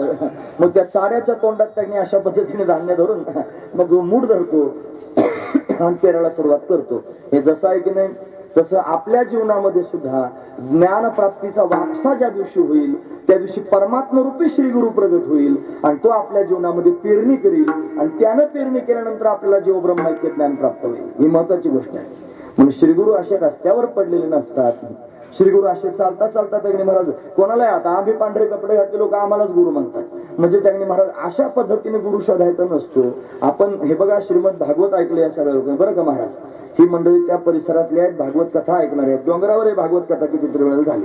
भागवतातला प्रसंग आहे की नाही, राजा परीक्षितीवर त्यांनी मरण संकट आलं. राजाने काय केलं, सगळं घरदार सोडून दिलं, आणि तो त्यांनी गंगेच्या काठावर जाऊन बसला. तो काय गुरु शोधायला गेला नाही. मग त्याचे गुरुच त्याला शोधित आले. का बरं त्याला शोधित आले, त्याचं कारण असं आहे, आपण अंतकरणापासून भगवत प्राप्तीकरिता त्यांनी अधिकारी होऊन एका जागेवरती बसावं. परमात्म्याला ते कळतं, आणि परमात्मा स्वतःच बोध देण्याकरिता येतो. आता आंब्यांना बार आलेले आहेत, आता त्याला त्यांनी कैऱ्या येते. आता त्या कैऱ्या हळूहळू एखादीच त्यांनी कैरी अशी असते जिचा पाड होतो, मला तो आंबा पाडायला लागतो. मग तो पाडाला लागल्यानंतर 1000 कैऱ्या आंब्याच्या झाडाला असतात, पण पाखरू येतं नेमकं पाडावरच जाऊन बसतं. ते कैरीवर बसत नाही, पाडावरच जाऊन बसतं. आता त्या पाडानं काही पत्र लिहिलं असतं की तो आंबा, तो काय लिहितो का, हरिभक्तीपरायण पोपटराव, मी आताच पाड झालेलो आहे, तुम्ही या माझा आस्वाद घ्या, असं अजिबात नाही महाराज. पण त्याच्यावरच जाऊन बसतो तो पोपट. नेमका का बरं बसतो, त्याचं कारण त्या कैरीनं स्वतः परिवर्तन केलेलं आहे. काय परिवर्तन केलं, ती तिच्या जागेवरच आहे. आधी हिरवी होती आता पिवळी झालेली आहे. आधी टणक होती आता ती मृदू झालेली आहे. आधी आंबट होती आता ती गोड झालेली आहे. तिच्याच जागेवर आहे. तिनं फक्त स्वतःच बदल करून घेतलेला आहे. आणि त्याचा परिणाम काय झाला असेल तर पाखरू नेमकं तिच्यावरच येऊन बसलं. हा त्यातला भाव आहे. तसे हजार माणसं पाहायला भेटतात पण श्रीगुरु सर्वांना भेटत नाहीत. मग एखाद्यालाच भेटतात. का बरं? ज्यानं आपल्या जीवनात बदल केलेला आहे, ज्याच्या जीवनामधून कुविचारांचा हिरवटपणा निघून गेलेला आहे, ज्याच्या जीवनामधला अहंकाराचा टणकपणा निघून गेलेला आहे, ज्याच्या जीवनामध्ये विपरीत दुराग्रहाचा आंबटपणा त्यांनी संपवून गेलेला आहे, त्याचं जीवन त्यांनी श्री गुरु कृपेकरिता पात्र होतं. आणि मग आपोआप त्याच्या जीवनामध्ये श्री गुरूंची प्राप्ती होते. आणि मग ते श्री गुरु आले की ते तत्वबोध प्राप्त करून देतात. आणि त्या बोधानं त्यांनी अशा पद्धतीनं जे ज्ञान होतं त्या ज्ञानाने परमात्म्याशी एकरूपता साधली जाते. आणि त्या एकरूपतेलाच काला म्हणतात. पण अशा पद्धतीचा असतो काला. म्हणून त्यांनी 3 प्रकारचा काला आपण ऐकला. आता तुमच्या लक्षात राहिला असेल, मी घोटून तुमच्या समोर तो सांगितलाय. महत्वाची गोष्ट आहे. पण काला शब्द त्यांनी ऐकला की त्याच्यामध्ये त्यांनी अभेदत्व विशेष रूपाने सांगितलं जातं. जिथं जिथं काला पाहिला तिथं तिथं अभेद पाहिला. हे तुका म्हणे काला कोठे अभेद देखिला. जिथं जिथं काला पाहिला तिथं तिथं अभेदच प्रत्यक्ष पाहायला मिळाला. पण अभेद तत्वज्ञान सांगितलं जातं. जसं 2 गोष्टींचं एकत्रीकरण केलं जातं. काला 2 गोष्टींचा होतो, दह्याचा आणि लाहीचा. बरोबर आहे की नाही? आता या दोघांकडे जर बारकाईने पाहिलं तर दोन्ही सुद्धा परिवर्तित अवस्था आहेत. परिवर्तित अवस्था आहेत. दही सुद्धा परिवर्तन आहे. कशाचं? दुधाचं. आणि लाही सुद्धा परिवर्तन आहे. कशाचं? तांदळाचं. महत्वाची गोष्ट आहे. दही व्हायचं असलं तरी परिवर्तित व्हावं लागतंय आणि लाही व्हायचं असलं तरी परिवर्तित व्हावं लागतंय. महत्वाची गोष्ट आहे. परिवर्तन झाल्याशिवाय त्याने काला होत नसतोय. हे 2 गोष्टी तुम्ही कधी ऐकलं का? तांदूळ आणि दही एकत्र करून काला केला? जमत नाही. किंवा लाही आणि दूध एकत्र करून काला केला? जमत नाही. दुधाचं दहीच व्हावं लागेल आणि तांदळाची लाहीच व्हावी लागेल, तेव्हा काला होऊ शकतो, नाहीतर काला होत नाही. काला होण्याकरिता परिवर्तन व्हावं लागतं. मग कशाकरिता मी तुमच्या समोर सांगतोय त्याचं कारण आहे का? हे बघा, जसं त्यांनी दुधाला दही व्हावं लागलं तसं परमात्मा सुद्धा निर्गुण निराकार आहे. तो त्यांनी सर्व ठिकाणी व्यापक आहे. तो कणाकणात गच्च भरलेला आहे. तो मनाच्या पलीकडचा आहे. तो वाणीच्या पलीकडचा आहे. तो अव्यक्त आहे. तो त्यांनी कोणत्याच इंद्रियाचा विषय होत नाही. तो त्यांनी अशा पद्धतीने सर्वांच्या पलीकडे प्रकृतीच्या पलीकडचा आहे. आणि तो परमात्मा सर्व ठिकाणी व्यापक आहे. त्याला त्या रूपामध्ये जर काला करायला ये म्हटलं निर्गुण रूपात तर येईल का? येणार नाही. त्याला जर काला करायचा असेल तर काय करावं लागेल? त्याला सगुण साकार व्हावं लागेल. मग तो परमात्मा स्वतः सगुण साकार त्यांनी होतो. म्हणजे दूध रूपानं व्याप्त असणारा तो परमात्मा एकत्र येऊन त्यांनी म्हणजे दही होऊन प्रत्यक्ष प्रगट होतो. मग देव त्यांनी सज्ज झाला, सगुण साकार होऊन काला करण्याकरिता आला. मग काय करावं लागेल? काला दोघात होतो की नाही? मग आता लाहीनं त्यांनी काला करण्याकरिता यायचं. म्हणजे तांदूळ रूपाने येऊन जमणार नाही. मग तिला काय करावं लागेल? तिला भाजावं लागेल. भाजल्यानंतर त्याची लाही होत असते. महाराज म्हणतात बीज भाजून केली लाही आम्हा जन्म मरण नाही. म्हणून बीज भाजावं आणि भाजल्यानंतर त्याची लाही व्हावी. हा त्यातला भाव आहे महाराज. बीज भाजून केली लाही आम्हा जन्म मरण नाही म्हणजे काय? जन्म मरणाला कारणीभूत त्यांनी असणारा अज्ञान आहे. ते अज्ञानच खऱ्या अर्थानं बीज आहे महाराज. ते जाळूनच टाकलं. आणि मग त्यांनी ते जळून गेलं की मग पाप पुण्य हाताने घडत नाहीत आणि जन्माला यायचं काही कारण शिल्लक राहत नाही. म्हणून भगवान काला करत असतो. काला करण्याकरिता तो सगुण साकार झालेला आहे. पण त्याच्या काल्यात सहभागी होण्याकरिता आधी आपण जाळून टाकलं पाहिजे. काय? बीज जाळून टाकलं पाहिजे जन्म मरणाचं. म्हणजे आपण जीवनमुक्त झालं पाहिजे. तुम्ही लक्षपूर्वक काय का मी काय सांगताय? महत्वाचा मुद्दा सांगतोय. काय माहिती तुम्हाला कळत असेल का? मला माहित नाही. पण त्यांनी मला याच्यात आनंद वाटतो. हे मला वाटतं या क्षेत्राचा महिमा काहीतरी असावा की मला अशा पद्धतीने सांगावं असं वाटतंय. मी ते सांगतोय तुमच्या समोर. जीवनमुक्त झाल्याशिवाय काला त्यांनी करता येत नाही. बऱ्याच वेळा देवालाही असं वाटतं की एखाद्या ठिकाणी जर आपण त्याची कथा सांगायला लागलो आणि हे लोक कथा ऐकणारे नाहीत, असं जर देवाच्या लक्षात आलं तर देव ती कथा होऊ देत नाही. तो म्हणतो अभक्तांस्तांश विज्ञाय न ददावस कथामृतम. भागवतात असं वर्णन आहे की भगवंताची कथा ही अभक्तांना द्यायची नसते. काल रात्री कीर्तनाला आम्ही गेलो होतो. रंगात आलेलं कीर्तन होतं. 10च मिनिटं शिल्लक राहिली होती. त्याने आधी सांगितलं होतं 8:30 वाजेपर्यंत कीर्तन करा. 7:15लाच माणूस आला म्हणला महाराज थांबा. म्हणे का बरं? जेवायला उशीर होतो मला. डायरेक्ट सूचना सांगून कीर्तन थांबूनच टाकलं. साक्षीदार आहेत ना कालची माणसं इथं त्याने आलेलीच आहे. म्हणजे का बरं? मग मी बराच विचार केला आणि विचारांती मला प्राप्त झालेला हा निर्णय की देव मला म्हणत असेल मनातली मनात वेड्या सांगतो कोणाला कोणापुढं? तू सांगतो कोणापुढं? ज्यांना त्याच्याशी काय घेणं देणं नाही, ज्यांच्या पोटात आदर नाही, ज्यांच्या पोटात प्रेम नाही, जे ऐकण्याचे अधिकार नाही, त्यांच्या समोर सांगतो. यांना काय सांगतो? बंद कर.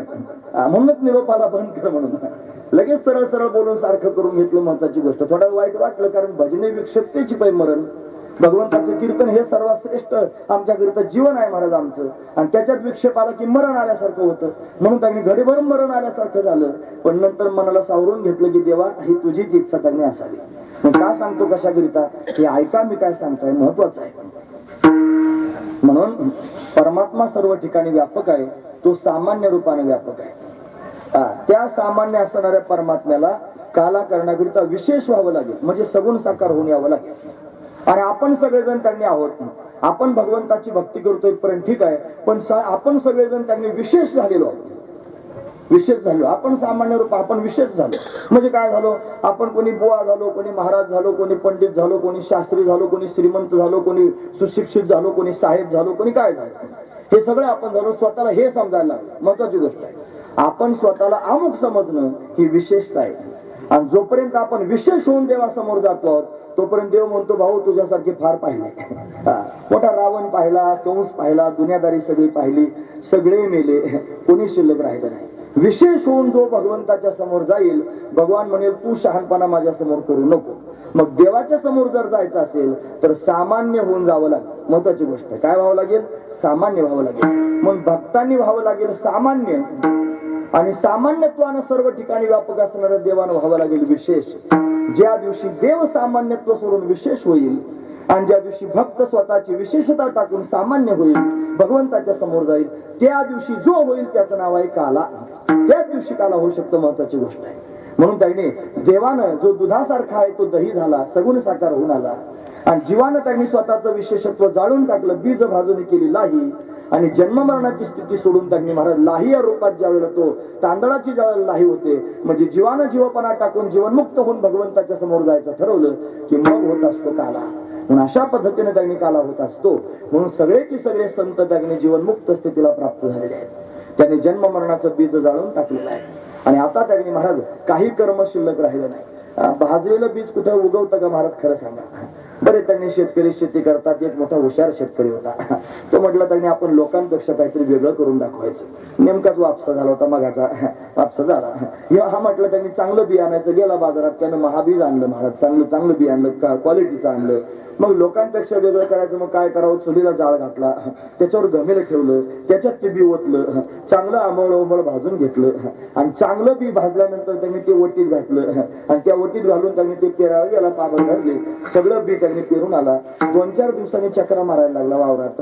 उकरून बघतोय, पाहतोय नेमकं काय काय त्यांनी होत आहे हे सगळं त्यांनी पाहू लागला. 5-6 दिवसापासून चक्रा मारित होता, पण काही उगवलेलं दिसच ना महाराज. लोक म्हणायचे काय झालं, का म्हणून चक्रा मारतो? नाही मला पेरलंय, उगवलं का पाहतो.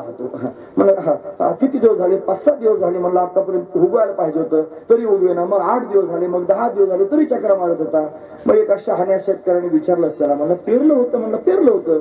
आतापर्यंत उगवायला पाहिजे होतं, का नाही उगवलं? म्हणलं भारी पेरलं होतं. म्हणजे कसं काय? चांगलं बियाणं म्हणलं क्वालिटीचं, आणि आणून ते भाजलं सुद्धा म्हणलं नाही, चांगलं भाजून घेतलं आणि भाजून पेरलं म्हणलं उगवा म्हणून. म्हणलं बावळटा, भाजून पेरल्यानंतर बी कुठं उगवत असतं का? महत्वाची गोष्ट आहे. तसं त्यांनी भाजल्यानंतर उगवत नाही, तसं ज्ञान जीवनामध्ये झाल्यानंतर सगळे कर्म जळून जातात. हे ज्ञानाग्नीत सर्व कर्माणी भस्मसात कुरुते तथा. म्हणून ज्ञानाच्या अग्नीमध्ये सगळे कर्म भस्मसात होऊन जात असतात. पण जीवनमुक्त पुरुषाला पाप पुण्य लागत नाही. जगद्गुरु तुकोबरा स्वतः वर्णन करून सांगतात. ते म्हणतात हे तुका म्हणे आम्ही झालो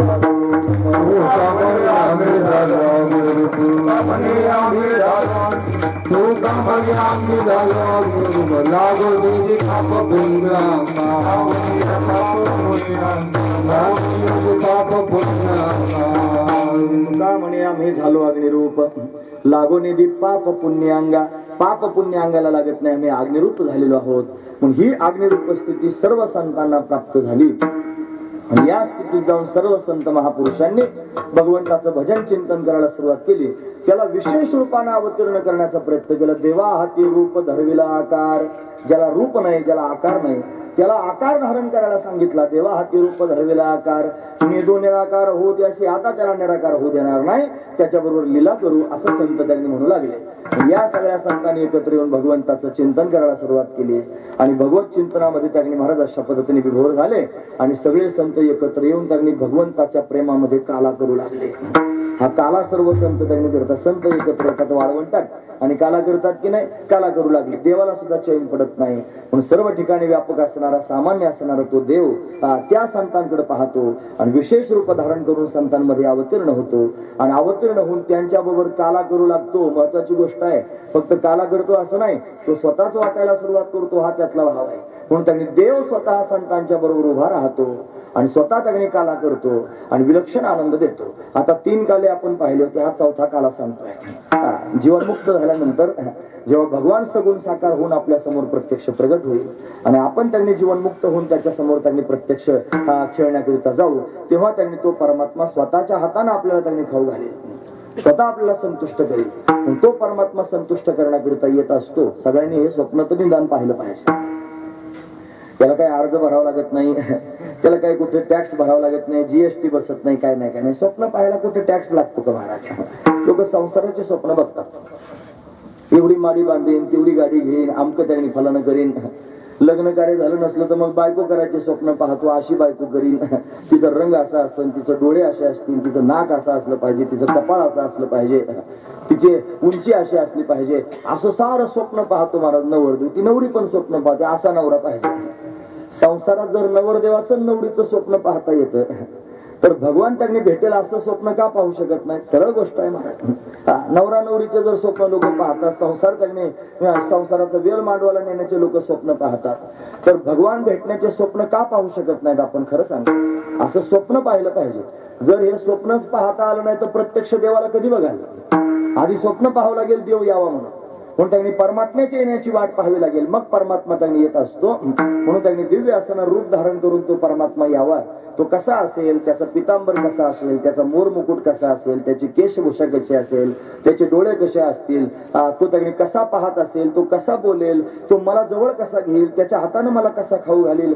स्वप्न तर पाहिलं पाहिजे ना निदान. असं स्वप्न पाहिलं की भगवान भेटत असतो आणि खाऊ घालत असतो स्वतःच्या हातात. सगळ्या साधू संतांनी असं स्वप्न पाहिलं की जगाचा मालक प्रत्यक्ष प्रगट व्हावा आणि प्रगट होऊन त्याच्या हातचा प्रसाद त्यांनी प्राप्त व्हावा. म्हणून सगळे संत जणू काय त्यांनी आपापल्या दिव्य भावरूपी शिदोऱ्या घेऊन आलेले आहेत. सर्वजण त्यांनी काला करतात आणि जेव्हा ते काला करतात तेव्हा हा परमात्मा स्वतःच त्यांच्यामध्ये प्रत्यक्ष प्रगट होतो.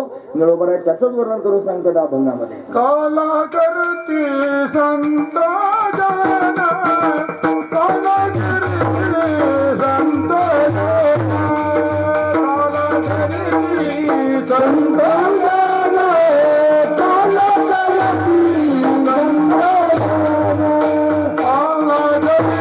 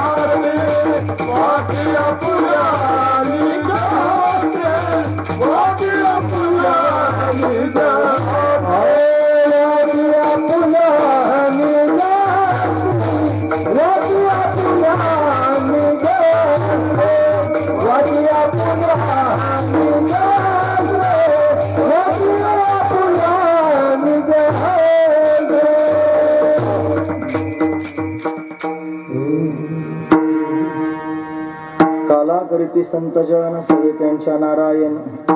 संत जन काला करतात आणि नारायण त्यांच्या बरोबर आहे. भगवान त्यांनी प्रत्यक्ष त्यांच्या बरोबर आहे. ते नाही वाजवलं तरी चालेल. आता ते तेवढ्या मृदंगावरच कीर्तन करूया. ते सगळे त्यांच्या नारायण, त्यांच्या बरोबर नारायण प्रत्यक्ष आहे. मग जिथं जिथं संत मंडळी एकत्र येतात आणि काला करतात तिथं तिथं त्यांनी महाराज नारायण परमात्मा प्रत्यक्ष प्रगट असतो, हे लक्षात घ्यायचं. आताही आपण सर्वजण कीर्तन करतो आहोत आणि भगवंताचं चिंतन करतो आहोत. जिथं जिथं काला असतो तिथं देव असतो. हे हा जो नियमच जर असेल तर आजही आपल्या सर्वांच्या मध्ये परमात्मा उभाच आहे. फक्त आपल्या अंतकरणाची धारणा असली पाहिजे की देव कीर्तनामध्ये उभा आहे. बोलणाऱ्यानं तर निदान ठेवावी, मग ऐकणाऱ्याची नंतर होईल. महत्वाची गोष्ट आहे. म्हणजे एकाच कीर्तनात नाही, प्रत्येक कीर्तनात जिथं जिथं कीर्तन आहे तिथं परमात्मा उभाच असतो. म्हणून त्यांनी परमात्म्याची धारणा करावी. संत काना करू लागले की परमात्मा त्यांच्यामध्ये त्यांनी वास्तव्य करतो. हे सगळे त्यांच्या नारायण. आणि मग तो नारायण परमात्मा काय करत असेल तर त्या संतांच्या संगतीमध्ये स्वतःच्या हाताने काला वाटायला सुरुवात करतो. जो भाग्यवान आहे त्याला त्यांनी महाराज तो काला भगवंताच्या हातचा प्राप्त होतो. महाराज वर्णन करून सांगतात. वाट्या पुन्हा निजा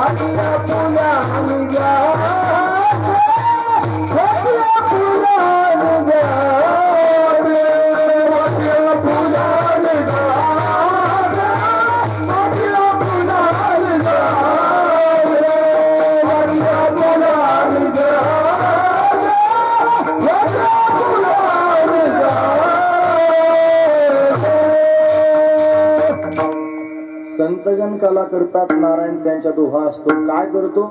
स्वतःच्या हाताने काला वाटतो. देव स्वतः वाटतो. हे वाटी आपुल्या निज हस्ते.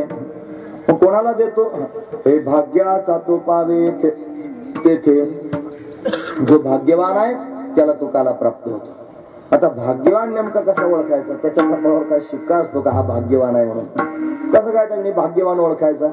भाग्यवान तोच आहे जो सारी जाळपोळ करून आलेला आहे. लक्षात घेण्यासारखी गोष्ट आहे. सगळी जाळपोळ ज्याने केलेली आहे, ज्याच्या चित्तात फक्त परमात्माच साठवलेला आहे, तोच खऱ्या अर्थानं भाग्यवान आहे. म्हणून जाळपोळ करता आली पाहिजे परमार्थात. तुकोबारायांचा अभंग सांगतो. ते म्हणतात, हे सांगत होते तुम्ही ऐकावे कानी, आमुचे नाचणे नाचू नका. जोवरी तुम्हाया मागिलांची आस, तोवरी उदास होऊ नका. तुका म्हणे काय वायाविन धिंद, पती ना गोविंद दोन्ही नाही. जोपर्यंत तुम्हा मागिलांची आस म्हणजे मागे उभे लोकांची नाही, मागिलांची आस म्हणजे संसारातल्या लोकांची. जोपर्यंत तुम्हाला या बाकीच्या लोकांकडून अजून अपेक्षा आहे तोपर्यंत उदास होऊ नका. उगाच कशाला संसाराचा धिंगाणा घालता. जर नवरा हाती लागायचा नाही, देवही भेटायचं नाही. पती ना गोविंद दोन्ही नाही, दोन्ही हाताला लागणार नाही. म्हणून त्यांनी देव जर हवा असेल तर काय केलं पाहिजे? अजून एक अभंग सांगतो. ते म्हणतात, परपुरुषाचे सुख भोगे जरी, उतरून करी घ्यावे शीस. संसार आगी आपुलीने हाते, लावणी मागुते पाहू नये. तुका म्हणे व्हावे तैशा परी धीट, पतंग हा नीट दीपासोई. संसाराला आग लावावी लागेल आणि मागे सुद्धा पाहायचं नाही वळून परत, अशी अवस्था झाली पाहिजे. तेव्हा परमात्मा भेटत असतो. महत्वाची गोष्ट आहे. आता आग लावायची म्हणल्यावर लोक लगेच घासलेटचं डबडं ते सगळं पाहून, काड्याचं डबडं पाहून त्याच्यावर त्यांनी घासलेट वाटायचं आग लावायचं असलं डोक्यात आणू नका. नाही तर ते एखादा वैतागला असेल त्यांनी घरात बायका पोराला दिल पेटून वैताग घोटाळा नाही तर असं नको व्हायला.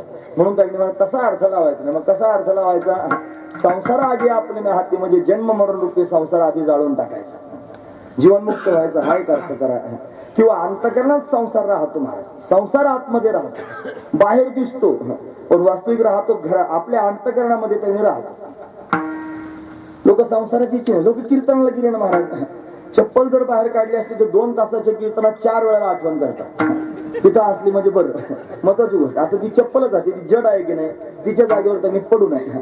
तिला काय माहिती ती कोणाची आहे, तिला काय घेणं देणं नाही महाराज. कोणी दुसरा आला घालून गेलं तर ती म्हणत नाही भाऊ मी आमच्याची तू कसं काय घेऊन चालला, काही म्हणत नाही. तिला काही घेणं देणं नाही, ती तिच्या जागेवर पडू नये.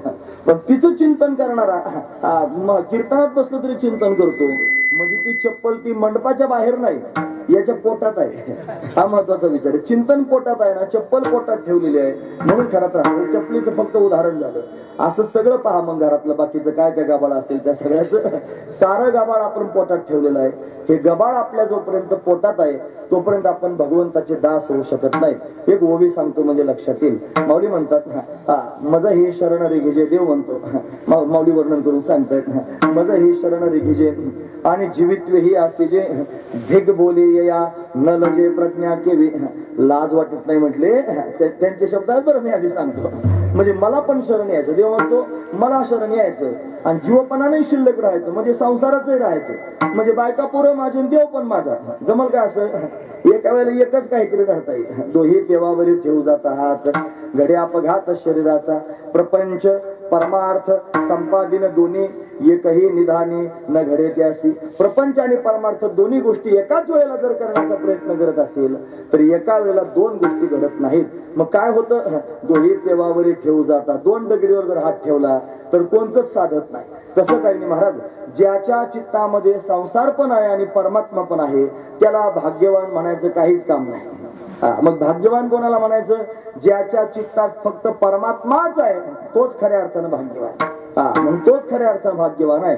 म्हणून ज्याच्या चित्तामध्ये भगवंताचं अखंड चिंतन आहे, जो त्यांनी संसाराविषयी त्यांनी कोणत्याच प्रकारची पर्वा करीत नाही, संसार ज्याच्या चित्तात नाही, जो अखंड भगवत चिंतनात आहे त्याच्यासारखा भाग्यवान दुसरा. आलं खाण्याच्या आधीची गोष्ट आहे, फक्त हातात जरी आलं देवानं दिल्यानंतर तरी सुद्धा त्याने त्या शीताला पाहूनच दोष पडून जातात. महाराज वर्णन करून सांगतात लाही सीत लागे हाती, लाही सीत लागे हाती, लाही सीत लागे हाती, लाही सीत लागे हाती, लाही सीत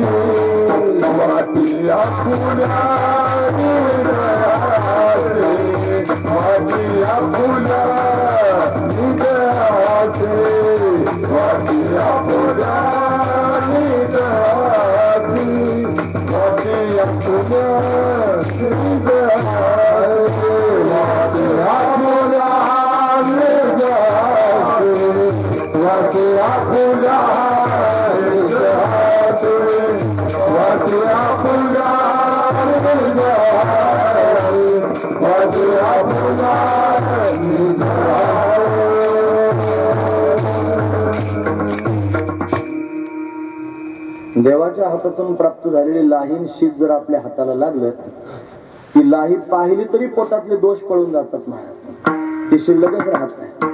म्हणून त्यांनी या लाहीला फार जास्त महत्व आहे.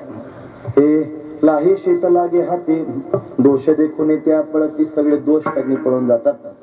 मग लाहीला पाहिल्यानंतर जर दोष पळून जातात तर तिला हे खाल्ल्यानंतर काय होईल असा जर विचार मनामध्ये आला तर भगवंताच्या हातानं प्राप्त झालेला प्रसाद जर खाल्ला तर त्याच क्षणाला ब्रह्मानंद प्राप्त होतो. एवढं विशेषत्व त्या प्रसादात आहे. म्हणून या काल्याचा महिमा वर्णन करून सांगताना निळोपराय सांगतात की भगवंताच्या हातानं प्राप्त झालेला हा काला याच्यामध्ये असणार जे क्षीर आहे, जे दूध आहे, जे दही आहे, जे नवनीत आहे, जे लोणी आहे, याचा एक थेंब जरी आपल्या हातामध्ये प्राप्त झाला आणि तो जर आपण खाल्ला तर त्याने त्या खाण्यासरशी लगेच जीवाला त्याने महाराज ब्रह्मानंदाची प्राप्ती होते. अभंगाचं शेवटचं चरण. निळामन क्षीरा क्षीराचा तुबू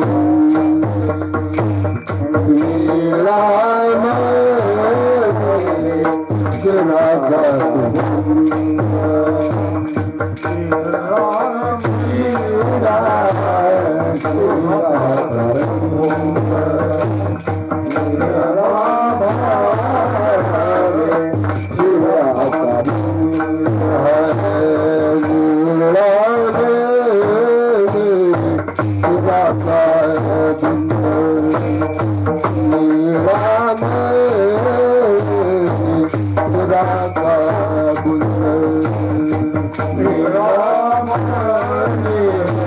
क्षीराचा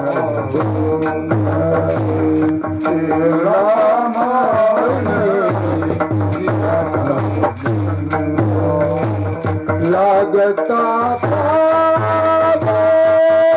ब्रह्मानंद लागता ब्रह्मानंद वाटिया पूजा वाटिया पूजा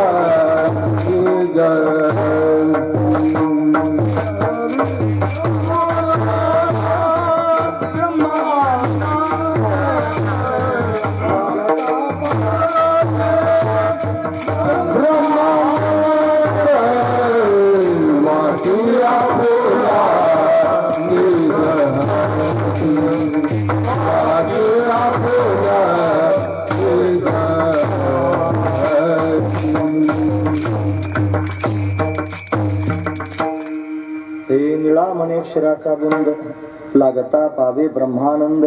भगवंताच्या हातानं एक शीत जरी प्राप्त झाला, त्याच्या हातानं लागलेले जे क्षीर नाम दूध आहे, दुधाचेच असणारे प्रकार आहेत, त्याच्यातच दही आहे, त्याच्यातच लोणी आहे, ते जर भगवंताच्या हातानं आपल्याला प्राप्त झालं आणि ते जर आपण खाल्लं तर त्याचा परिणाम काय होतो तर ब्रह्मानंद प्रत्यक्ष प्रगट होतो. हे भगवंतानं दिलेल्या काल्याचं महत्व आहे महाराज. पण आपल्या वारकरी संप्रदायामध्ये कालाच का करतात सगळ्या उपक्रमांच्या शेवटी? त्याचं कारण हेच आहे की सर्वांना ब्रह्मानंद प्राप्त व्हावा. पण कीर्तनामध्ये देव उभा आहे, तो त्यांनी अशा पद्धतीने हा काला करतो, त्याचा अनुभव सुद्धा येतो महाराज. आम्ही एकदा पंढरपुरात कथा केली बरं महाराज. तुकोबरायांचं पलीकडे तुकाराम भवन आहे, महाराजांच्या नियोजनात कथा होती म्हणून कथा झाली. आणि कथा झाल्यानंतर काल्याचं कीर्तन झालं आणि ते काल्याचं कीर्तन झालं, दहीहंडी फोडायची ठरली. पण दोन पोरांनी त्यांनी काठी अशी मध्ये घालून पुढे येऊन दहीहंडी आणायचं ठरवलं. ती स्टेजवर दहीहंडी आली आणि काय झालं कळालंच नाही. त्या शिंक्यातून आपोआप पडली आणि पडून सगळ्यांच्या समोर फुटली. आपोआपच दहीहंडी फुटली. कोणी काय दहीहंडी फोडायची गरज पडली नाही, आपोआप दहीहंडी फुटली. म्हणजे काय होतं, त्याचा अर्थ काय होतो? देवाच्या दारात कथा केली, तो परमात्मा सगळीकडेच व्याप्त आहे, गोष्ट खरी आहे. पण विशेष रूपाने पंढरीला आपण सर्वजण त्याला पाहण्याकरिता जातो. तो परमात्माच जणू त्या ठिकाणी उपस्थित आहे आणि त्यानं स्वतःच दहीहंडी फोडली. असं सर्वांनी टाळ्यांचा घोष केला महाराज. फार महत्वाची गोष्ट आहे. म्हणजे देव त्या कथेमध्ये प्रत्यक्ष कीर्तनामध्ये उभा असतो, तो स्वतःच त्यांनी काला वाटण्याचं काम करतो. म्हणून त्यांनी त्याच्या हाताने जर प्रसाद प्राप्त झाला तर ब्रह्मानंदाचा अधिकारी जीव होऊ शकतो. एवढं सामर्थ्य त्या काल्याचं आहे. पण हा काला त्यांनी वारकरी संप्रदायात प्रत्येक उपक्रमाच्या शेवटी करतात. पण असं पूर्वी मात्र होत नव्हतं. हे आपल्या साधू संतांनी करून ठेवलेली तरतूद आहे, महत्वाची गोष्ट आहे. मग पूर्वी काय होतं तर पूर्वी एकदाच काला त्यांनी झाला. एकदा म्हणजे काय, एकाच कालखंडात झाला. तो कधी झाला? भगवान ज्यावेळेला त्यांनी प्रत्यक्ष प्रगट झाला गोकुळामध्ये, आणि तेव्हा त्यांनी परमात्म्याने द्वापार युगाच्या शेवटी त्यांनी वृंदावनात हा काला त्यांनी केला. गोमातेला वनात घेऊन जावं, तिथं त्यांनी गेल्यानंतर सगळ्या गोपाळांवर उड्या माराव्यात, खेळावं, बागडावं, आणि भूक लागल्यानंतर सगळ्यांचे शुद्र एकत्र करून काला करून त्यानं खावा, असं त्यांनी त्या काळात घडत होतं. त्याच्यानंतर परत दुसरे कुठल्याच कोणत्याच संप्रदायात कोणत्या पंथात हे पाहिलं जात नाही. वारकरी संप्रदाय एकमेव संप्रदाय असं आहे की ज्याच्यामध्ये हा काला त्यांनी सांगितलं जातं. पण या काल्याच्या कीर्तनामध्ये भगवंताचं चरित्र सांगतात. ते चरित्र सांगत सांगत काल्याच्या प्रसंगापर्यंत जातात आणि मग काल्याचा प्रसंग पाहून दहीहंडी फोडून त्याचा प्रसाद प्राप्त करून घेतात. पण चरित्र सांगणं अतिशय त्यांनी महत्वाचं आहे. कोणतं चरित्र सांगावं भगवंताचं? हे चरित्र ते उच्चारावे, देवानं गोकुळात केलेलं चरित्र त्यांनी सांगावं. कोणत्या प्रकारचं चरित्र सांगावं? महाराज सांगतात, हे जसे चरित्र केले नारायणी रांगता तुम्हाला आता हा चरित्र सांगायला सुरुवात करील. लांब लचक तुमच्या समोर सांगणार नाही. 11:15 वाजेपर्यंत मी तुमच्या समोर बोलेन. 11:15 आता वाजले म्हणजे अजून अर्धा तास मी तुमच्या समोर चालेल ना? हा 10 ते 12 कीर्तनाची वेळ असते. फक्त 15 मिनिटं जास्त बोलायचं म्हणतोय. 11:15 वाजेपर्यंत बोलतो आणि थांबतो लक्षपूर्वक ऐका. भगवंतानं चरित्र केलं. काय चरित्र केलं, कसं केलं म्हणतात त्यांनी. अनेक वेळेला परमात्मा प्रगट होत असतो. तो त्यांनी भक्तांना आनंद देण्याकरिता प्रगट झाला. विशेष अवतार धारण केला. त्याचे अवतार अनेक प्रकारनं होतात. त्याच्यामध्ये त्यांनी अंश कला आवेश पूर्ण आणि पूर्णोत्तम 6 प्रकार आहेत अवतारांचे. त्याच्यामध्ये तो त्यांनी महाराज कृष्ण रूपानं प्रत्यक्ष प्रगट झाला म्हणजे त्यानं पूर्णोत्तम अवतार धारण केला. द्वापार युगामध्ये परमात्म्याने याचं ठरवलं. पृथ्वीवर त्यांनी पापाचा भार वाढला. पृथ्वी ब्रह्मदेवाकडे गेली. तिनं त्यांनी ब्रह्मदेवाची विनंती केली. मग ब्रह्मदेवानं भगवंताचं स्तवन केलं. मग आकाशवाणीनं सांगितलं देवकीच्या घरी त्यांनी परमात्मा प्रगट होईल. देवकी कंसाची चुलत बहीण आहे. त्यानं तिचा विवाह वसुदेवाबरोबर करून दिला. विवाह त्यांनी संपन्न झाला. त्याच्यात आकाशवाणी झाली, हिच्या पोटी आठवा येऊन तुला मारील. कंसानं देवकीला मारहाण करायला सुरुवात केली. मग वसुदेवानं हात धरला. त्यांनी मारू दिलं नाही. मग दोघांना बंदीखान्यात टाकलं. मग 6 लेकरं देवकीला त्यांनी झाली. सगळीची सगळी लेकरं कंसानं मारून टाकली. 7वा गर्भाला योगमायेनं पळवला. तेव्हा तो रोहिणीच्या गर्भात नेऊन स्थिर केला. तिथं त्यांनी बलभद्राचं प्राकट्य झालं. बलराम दादा प्रगट झाले. आता 8म गर्भरूपानं परमात्मा प्रत्यक्ष प्रगट होणार आहे. देवकीचं तेज वाढू लागलं. देवदेवता स्तुती करू लागल्या, गर्भस्तुती. आणि मग श्रावण महिना आला. त्याच्यात वद्य पक्ष आला. त्याच्यात 8मी तिथी आहे. ग्रह नक्षत्र भगवंताला अनुकूल आहेत. चंद्रबळ अतिशय चांगलं आहे. रात्रीचे 12 वाजलेले आहेत. आणि आता त्यांनी परमात्मा लख प्रकाशाच्या रूपानं प्रगट झाला. त्या प्रकाशाने दिव्य आकृती धारण केली. 8 वर्षाचे चतुर्भुज असणारे मूर्ती त्यांनी महाराज वसुदेव देवकीच्या समोर देवानं प्रगट केली. वसुदेवाने विचारलं, देवा आम्ही काही तपश्चर्या केली नाही, कसा काय प्रगट झालास? सांगितलं, मागच्या जन्मात तुम्ही तपश्चर्या केली होती. त्या तपश्चर्याला पाहून मी 3 वेळेला तथास्तु म्हणालो होतो. मग तुम्ही कृष्ण आणि सुतपा होता, मी तुमच्या घरी कृष्ण गर्भ होऊन आलो. तेच तुम्ही कश्यप आदिती झालात, मी तुमच्या घरी वामन होऊन आलो. तेच तुम्ही त्यांनी वसुदेव देवकी झालात, मी तुमच्या घरी कृष्ण होऊन आलेलो आहे. आता थांबणार नाही. मग मला जायचं आहे. कुठे जायचं? मग भगवान स्वतःच सांगू लागला, नंदाच्या घराला मदने गोकुळाला, मला गोकुळाला नेऊन घाला.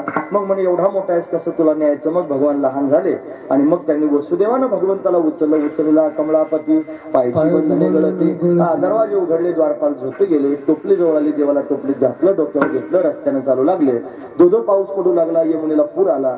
भगवंतानं त्यांनी महाराज टोपलीतून पाय बाहेर काढून अंगुष्ठ यमुनेला लावल्याबरोबर यमुना दुभंगली. रस्ता मिळाला. पलीकडच्या काठाला त्यांनी गेले. यशोदा राणीच्या समोर त्यांनी गोकुळामध्ये कन्या प्रगट झाली होती. वसुदेवानं आपला मुलगा तिथे ठेवला. कन्या आपल्या बरोबर घेतली. कारागृहात आले. कन्येनं आकांत केला. कंस धावत आला. तिला मारण्याकरिता तयार झाला. हातातून निसटली आणि आकाशात जाऊन उभी राहिली.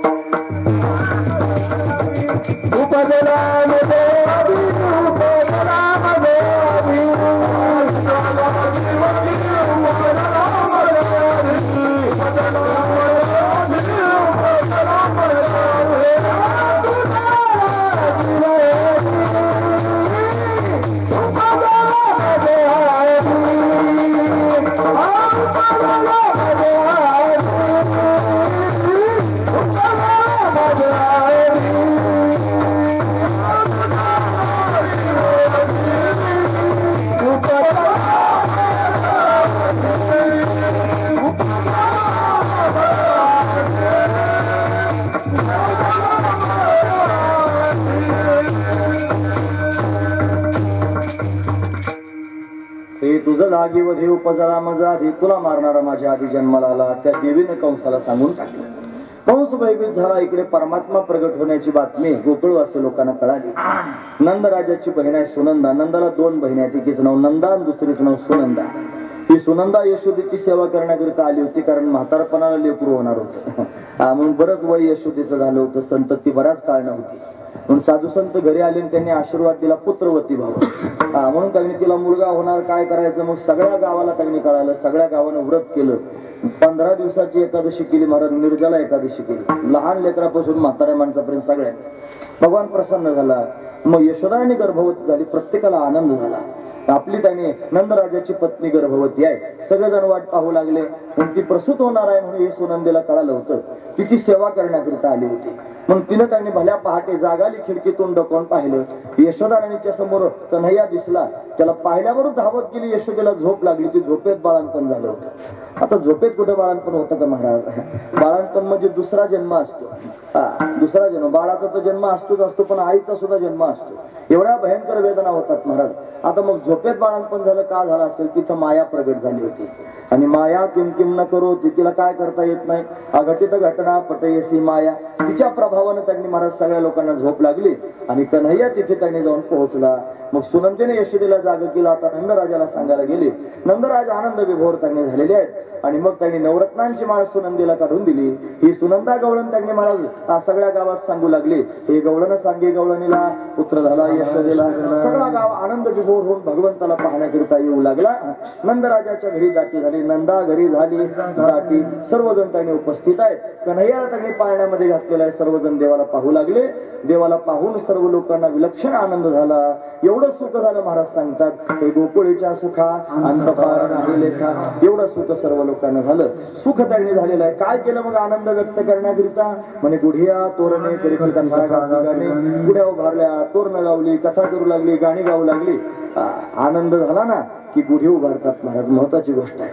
पण गुढी हे आनंदाचं प्रतीक आहे. अलीकडच्या लोकांनी गुढ्या उभारणं बंद करून टाकलं आणि कशाचाही संदर्भ द्यायला लागले. पण गुढीचा आहे, महत्वाची गोष्ट आहे का? गुढीचा संबंध संभाजी राजांकडे लावतात बरं लोक. आता म्हणजे त्यांचं मस्तक उडवलं, भाल्यावर घेतलं, मग त्याच्यामुळे गुढ्या उभारायच्या नाही असं अजिबात विचार करू नका. पक्क लक्षात ठेवा. 700 वर्षापूर्वी ज्ञानोबारांनी गुढी सांगितली. ते म्हणतात आधोर्ध गुढी काढी प्राण नवाची पेंढी बांधो निघाली उडी मध्यमे माझी.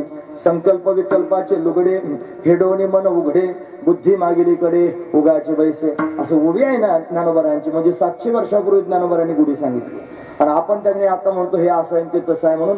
हे षडयंत्र आहे, आपलं कळत नाही. हे बघा 2 मिनिटं जातात हे सांगण्यामध्ये माझे येत नाही, पण प्रत्येक कीर्तनात हे आवर्जून मी सांगतोच. त्याचं कारण या नष्ट भ्रष्ट लोकांना आपला धर्म त्यांनी बुडवायचा आहे. आपल्या धर्मातल्या सगळ्या प्रक्रिया बंद करून टाकायच्या. वाडवडिलांपासून चालत आलेली गुढी लोकांनी शहाजूकपणाने बंद करून टाकली. लाजा वाटायला पाहिजे थोड्या, की आपण गुढ्या उभारणं बंद करून टाकलं म्हणे असं झालं तसं झालं. कालांतरानं हे सगळं बंद होऊन जाईल. देवाच्या आरत्या करायचे बंद होतील, देवाची पूजा करायचे बंद होतील. आणि मग त्यांनी धर्म बुडवण्याकरिता प्रक्रिया चालू. सावधान. आपण सगळ्यांनी एक व्हा. आपल्या धर्माचा आदर करा. आपल्या धर्माविषयी श्रद्धा पोटात ठेवा. कोणाचं काही ऐकू नका. हे षडयंत्र करून त्यांनी आपल्याला त्रास देण्याकरिता निघाले. जे काय करतात आपल्यातले आपल्यात भांडणं लावून देतात. आणि भांडण लावून त्यांनी लांब उभं राहून पाहतात. महत्वाची गोष्ट आहे. यांनी भांडण लावण्याकरिता जरी सायास केले तरी सगळे त्यांनी धार्मिक आपण आपलेच आहोत. पण आपल्या लोकांची निंदा करू नका. आपल्या लोकांची उणीधुणी काढू नका. आपणच आपल्या लोकांच्या काड्या करू नका. आपणच आपल्या लोकांना मागे ओढण्याचा प्रयत्न करू नका. सगळ्यांना सांभाळून घ्या. आपलं मन मोठं करा. सर्वांवर प्रेम करा. एकजुटीने राहा. भगवंताचं चिंतन करा. तर धर्म टिकून राहील. नाहीतर आपल्याच उखाळ्या पाखाळ्या काढता काढता आयुष्य निघून जातं. हे करू नये महाराज. एखादं जर परमार्थ करत असेल पुढे जर आला असेल तर त्याला दुजोरा द्यावा. त्याला उचलून घ्यावं. त्याला सारखं त्यांनी मदत करावी. काय सहाय्यता करता येईल तनानं मनानं धनानं सहाय्यता करावी. पण धर्म टिकवावा महत्वाची गोष्ट आहे. असू द्या. गुढी हा धर्मातला एक भाग आहे. गुढी उभारली पाहिजे. हे गुढिया तोरणे करीती कथा गाती गाणे म्हणून सर्वजण आनंद विभोर झाले. भगवंताच्या प्राकट्याने सर्वांना आनंद झाला. इकडे मात्र कंसाला दुःख झालं. कृष्ण गोकुळे जन्मला दुष्टा चळका पसुटला. त्यानं देवाला मारण्याकरिता षडयंत्र सुरू केलं. काय केलं त्यानं त्यांनी पुतनाबाईला पाठवलं. पुतना त्यांनी सुंदर रूप धारण करून आली. नामा म्हणे आली नंदाची घरा स्वरूप सुंदरा देवांगना. पण देवांगना जशी अप्सरा आली असावी तिने यशोदेला त्यांनी फसवलं आणि फसून तिच्या घरात घुसले. देवाला मात्र त्यांनी कोणी फसवू शकत नाही. यशोदा जरी फसली तरी देव फसण्यासारखा नव्हता. देवानं त्यांनी महाराज ठरवलं हिचा उद्धार करून टाकायचा. मग तिचं स्तनपान करू लागला देव. तिनं आणलेलं विष भगवंतानं पिऊन घेतलं. मग तिला प्रेमपाना फुटला, तोही भगवंतानं प्राशन केला. त्यानंतर त्यांनी तिचे प्राण खेचायला सुरुवात केली. मग पुतना त्यांनी अशा पद्धतीने व्याकुल झाली, आरडाओरडा करू लागली आणि घराच्या बाहेर पडू लागली. धाडकन जमिनीवर पडलेली आहे. गतप्राण झाली. भगवान तिच्या छातीवर आणि खेळतोय महाराज, बुद्धे मारतोय. दे दनादन, दे दनादन. मोठी होती, उंच धिप्पाड होती. तिच्या शरीरावर चढता येईना गोपाळांना, घाबरून तिच्या मागे पळत होती. आपलं बाळ घेऊन गेली. मग काय करायचं, शिड्या आणल्या. शिड्या एकाला एक शिडी मारली, तिच्या कानाजवळ नेली आणि कानाजवळ नेऊन तिच्या केसांना पारंबी सारखं धरून वर चढली तिच्या कपाळावर आणि कपाळावरून नाकावर आले. नाकावरून हानवटीवर उडी मारली आणि हानवटीवरून पाहायला लागली. मग देव पाहायला तिच्या छातीत गुद्द्या मारत होता. अरे मेलेल्या माणसाला काय मारायचं, परत तरी मारतोय. त्याचं कारण असं आहे, याचा स्वभाव आहे. यानं भक्ताला जर आपलंसं करून घेतलं तर त्याच्याकडे एवढं सुद्धा पाप राहू देत नाही. ही पुतना पापाचं लक्षण आहे. पण देवानं सगळं पाप तिचं घालवलं आणि तिला आपलंसं करून टाकलं. महाराज म्हणतात, हे तुवा सनकादिकाचे माने सायुज्य सौरसुधीला पुतने, जी विषयाचे निस्तनपाने मारू आली. मारण्याकरिता आलेली पुतना पण तिचा उद्धार परमात्म्याने करून टाकला. म्हणून अशा पद्धतीने पुतना मारल्याची बातमी कंसाला कळाली. कंस त्यांनी भयभीत झाला. त्यानं महाबळ नावाचा त्यांनी असुर पाठवला, जो ब्राह्मणाच्या रूपात आला. भगवंताने त्याची विटंबना करून टाकली. महाराज विटंबिला भट दिला पाठीवरी पाठ. तो त्यांनी नागवाच कंसाच्या समोर धावत गेला. कंसा जाऊ नकोस, मी ब्राह्मण होऊन गेलो होतो म्हणून जिवंत परत आलो. तो गो ब्राह्मण प्रतिपालक आहे. तू जर गेला तर तुझी गॅरंटी देता यायची नाही. कंसा जाऊ नको. कंस काय ऐकणाऱ्यापैकी नव्हता. कंसानं अनेक असुर पाठवले. कंसानं शकटासुर नावाचा एक दैत्य पाठवतो, बैलगाडीच्या रूपात गेला. देवाच्या जवळ जाऊन देवाला मारण्याचा प्रयत्न करू लागला. देवाला लात मारल्यावर गाडा उंच आकाशात उडाला. धाडकन जमिनीवर त्यांनी पडला. त्या छिन्न भिन्न करून टाकलं गाड्याला. शकटासुराचा उद्धार केला. आता देव रांगू लागला. एक दिवशी अंगणामध्ये कन्हैया रांगत असताना सोसाट्याचा वारा आला. हा वारा नव्हता, तो तृणावर्त नावाचा दैत्य होता. हे दैत्यो नामना तृणावर्त कंस भृत्य प्रणवजिता चक्रवात स्वरूपेन जहारासीन वरहकम. भगवंताला उचलण्याकरिता तो आला. दूर उचलून अशा पद्धतीने घेऊन गेला. त्यानं स्वतःचं मुख प्रगट केलं आणि देवाला गिळंगूत करायचे, पण देवाने त्याची मानगूट पकडली आकाशातच आणि पिरगळायला सुरुवात केली. मग हातपाय खडू लागला, आरडाओरडा करू लागला, डोळे फाडू लागला. देवानं सोडलं नाही महाराज. का नाही, त्याचा स्वभावच आहे महाराज असा. एकदा त्यानं धरलं की सोडत नसतो महाराज तो. त्याचा एकदा छंद लागला की मग बाजूला जाता येत नाही. म्हणून त्यांनी बाकीचे भूत जर लागले तर ते निदान उतारा फेतारा टाकलं की सोडून देतात. महत्वाची गोष्ट आहे. पण हे पंढरीचे भूत मोठे, आल्या गेल्या गडबडी वाटे, म्हणून तेथे जाऊ नका कोणी, गेले नाही आले परत कोणी. हे भूत मोठे त्यांनी, भूत जबर मोठे ग बाई, भूत जबर मोठे ग बाई,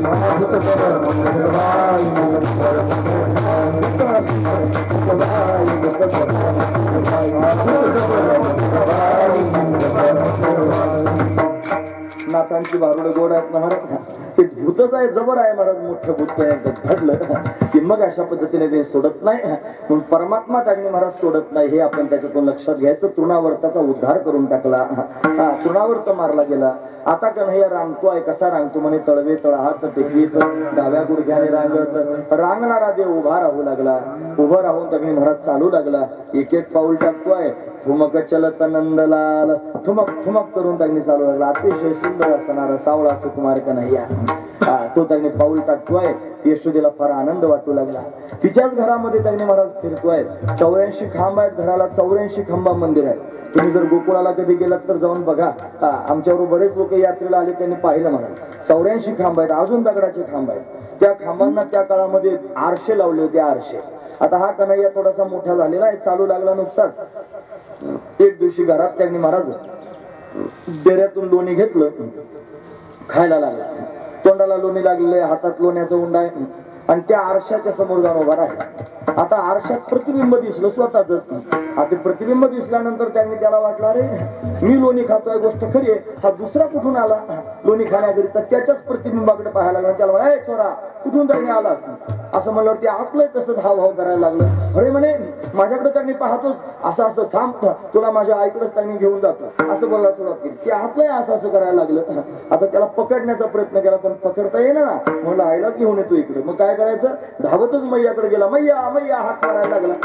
काय रे कान्हा, मैया आपल्या घरात चोर घुसलेला आहे, बघायला चल. तिच्या पत्राला धरून ओढत आणलं. कुठं आहे म्हणे चोर?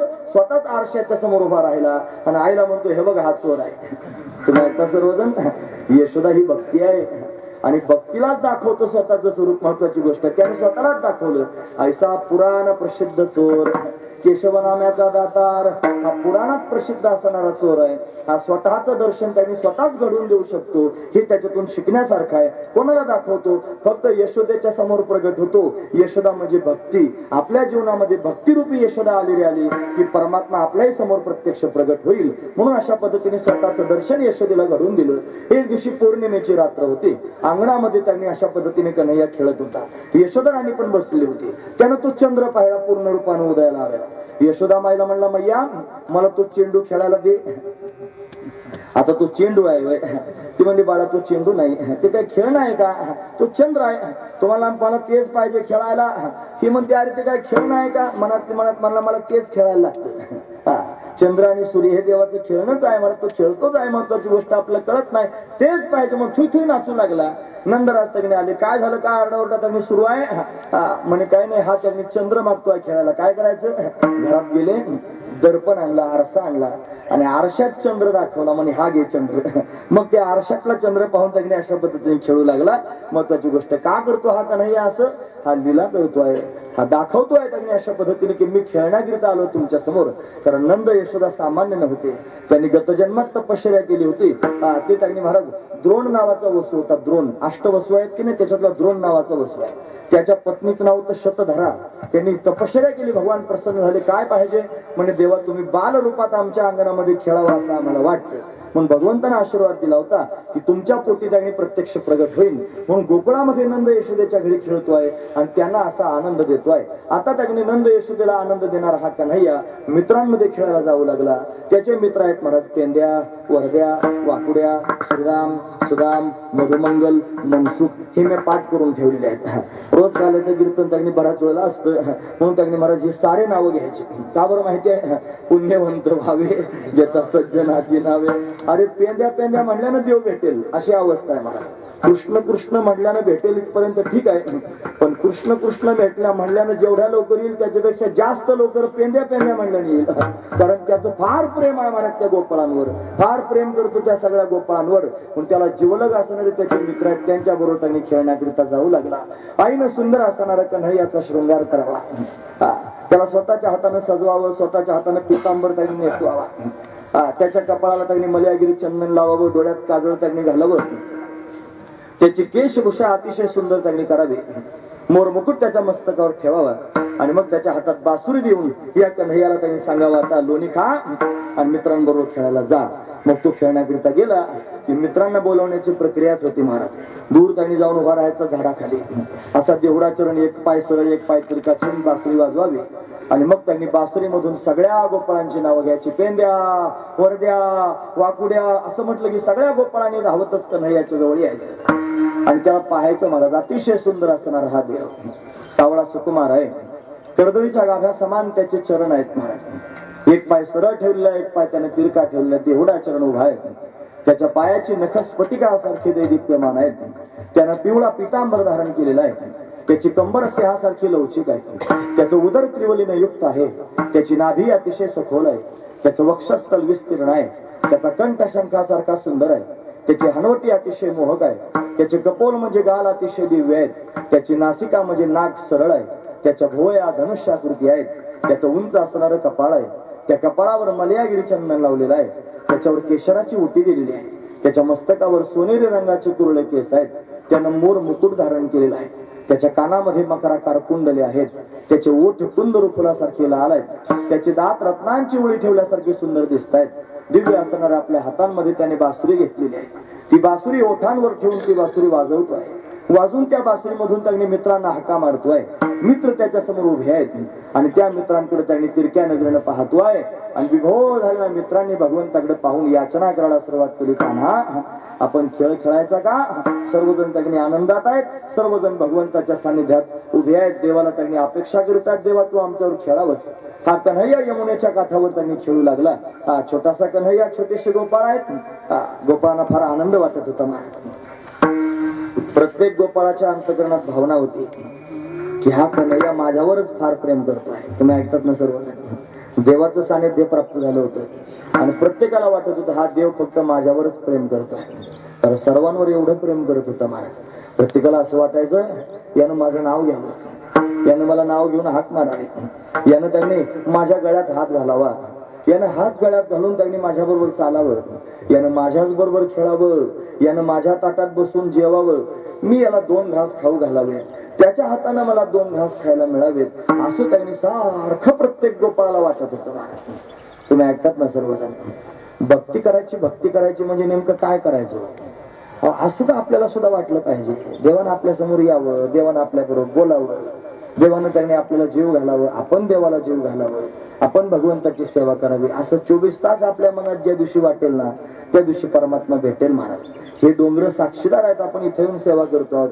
अहो याच डोंगरांमध्ये देव भेटला ना महाराज. बालवेश घेऊन श्री हरी भेटला, जगद्गुरु तुकोबाराने अशीच भगवंताची आठवण केली म्हणून तर परमात्मा इथं भेटण्याकरिता आला.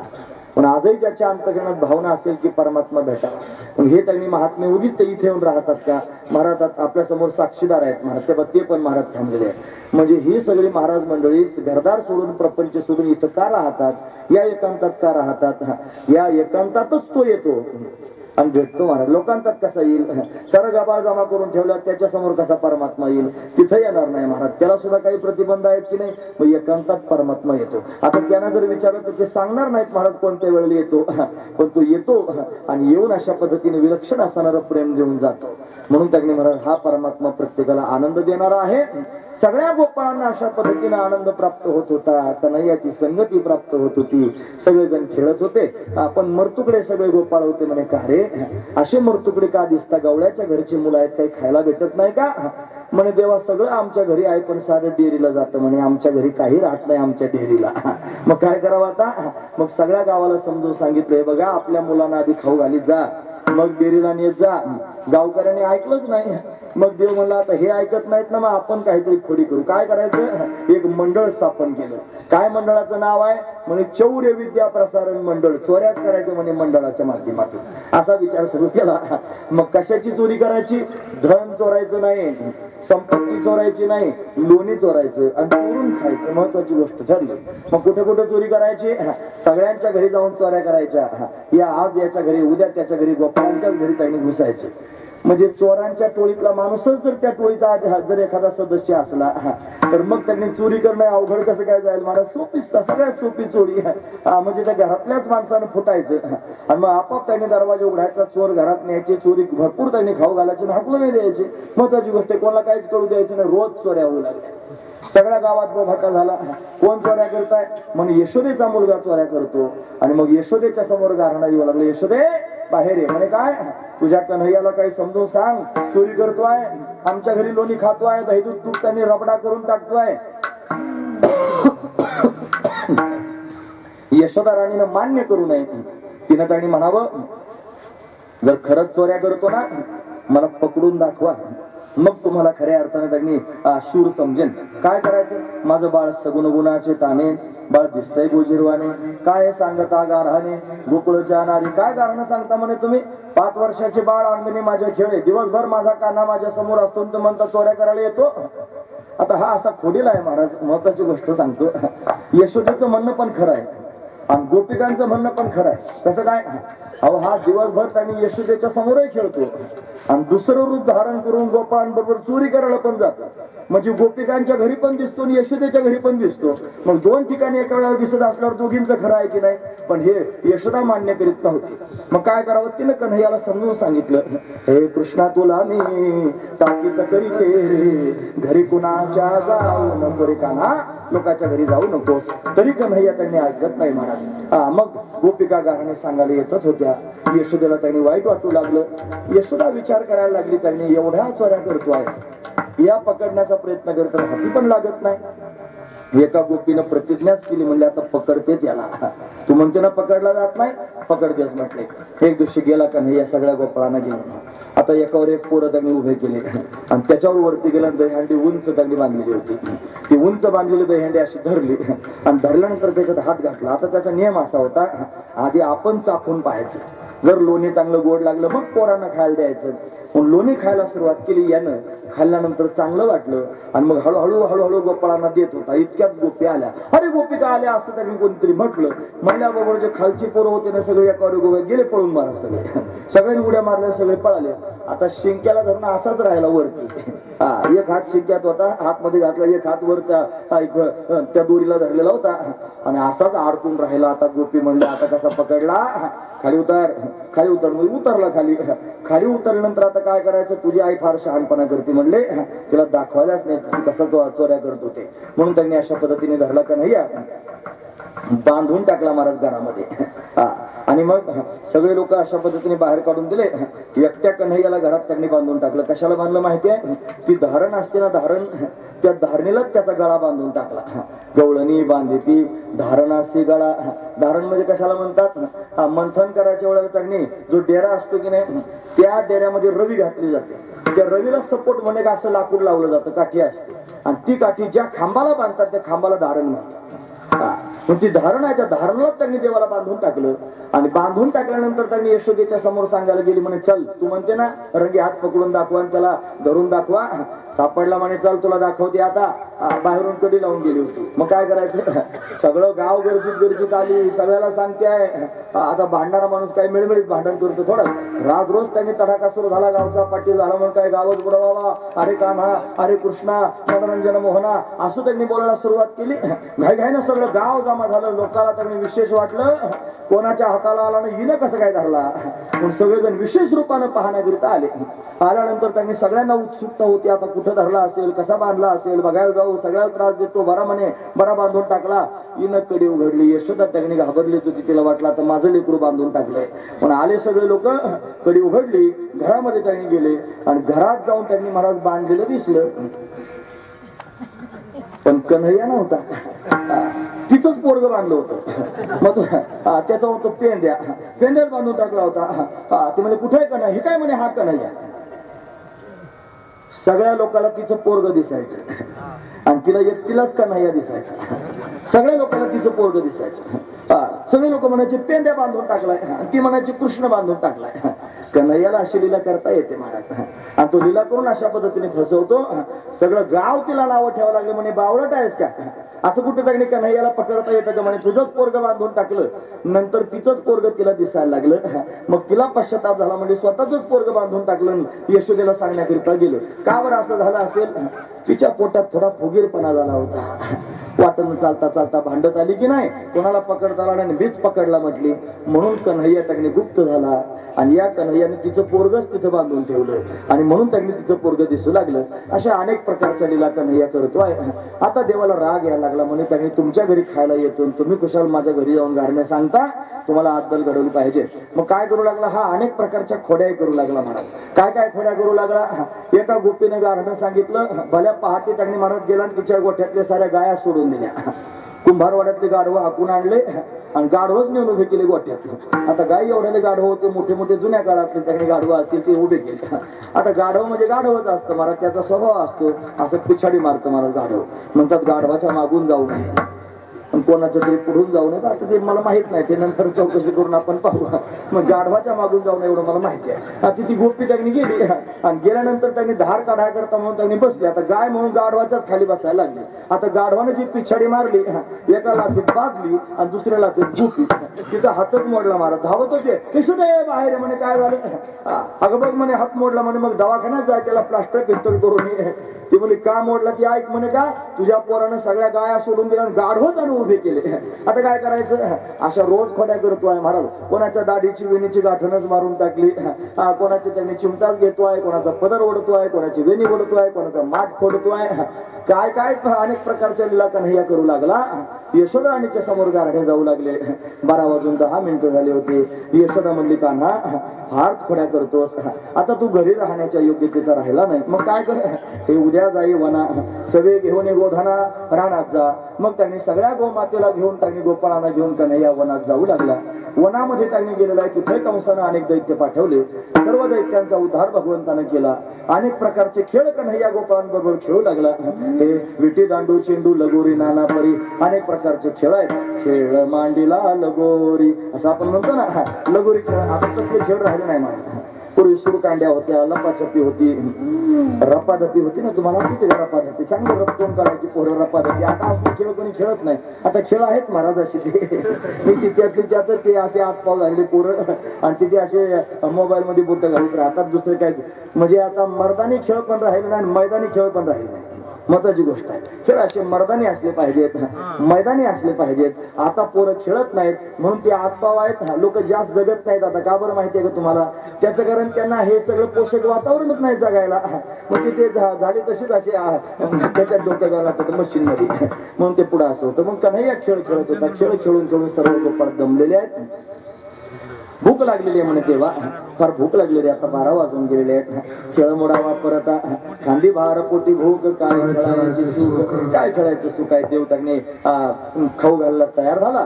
मग भगवंतानं त्यांनी ठरवलं आता खडकावर जाऊन बसायचं. म्हणून खडके सोडलेल्या मोठा आजीचा दहिकाला गोमटा. सगळ्या गोपाळांना जवळ घेतलं. कमलाकार सर्व गोपाळांना बसवलं. छोट्या छोट्या गोपाळांना जवळ घेतलं. मोठ्या मोठ्या गोपाळांना जरा दूर बसवलं. सगळ्यांच्या शुदऱ्या पानांच्या द्रोणामध्ये एकत्र केल्या आणि मग एकत्र करून स्वतःच्या हाताने सर्वांना त्यांनी खाऊ घालतोय. वाटी आपुल्या निज हस्ते काला करीती संतजन सवे त्यांच्या नारायण. वाटी आपुल्या निज हस्ते भाग्याचा तोच पावे येथे. लाही शीत लागे हाती दोष देखून त्या पळते. निळा म्हणे क्षीराचा बुंद लागता पावे ब्रह्मानंद. गोपाळांना ब्रह्मानंद त्यांनी प्राप्त होऊ लागला. भगवान स्वतःच्या हाताने काला त्यांनी देतोय. भागवतकार वर्णन करून सांगतात.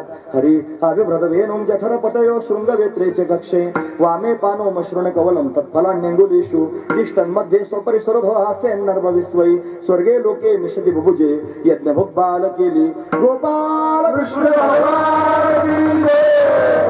काला केला. गोपाळ संतुष्ट झाले. सर्वांना आनंद प्राप्त झालेला आहे. हा प्रसंग इथपर्यंतच सांगायचा असतो. आपण त्या मुद्द्यावर आलेलो आहोत. तुम्हाला दिलेल्या शब्दानुसार बरोबर 12:15 वाजलेले आहेत. आता आपण त्यांनी थांबणार आहोत. म्हणून त्यांनी महाराज भगवंतानं काला केला. सर्वांना आनंद प्राप्त झाला. असाच काला भगवंताच्या माध्यमातून आपल्याला प्राप्त होतोय. या दहीलाहीचा आदर केला पाहिजे.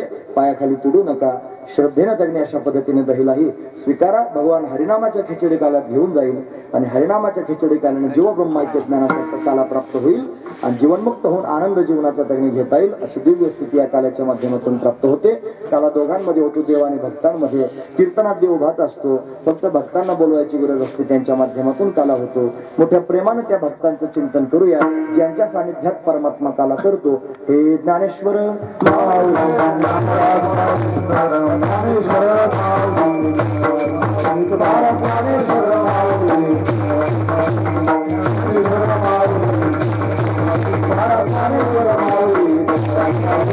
Thank you.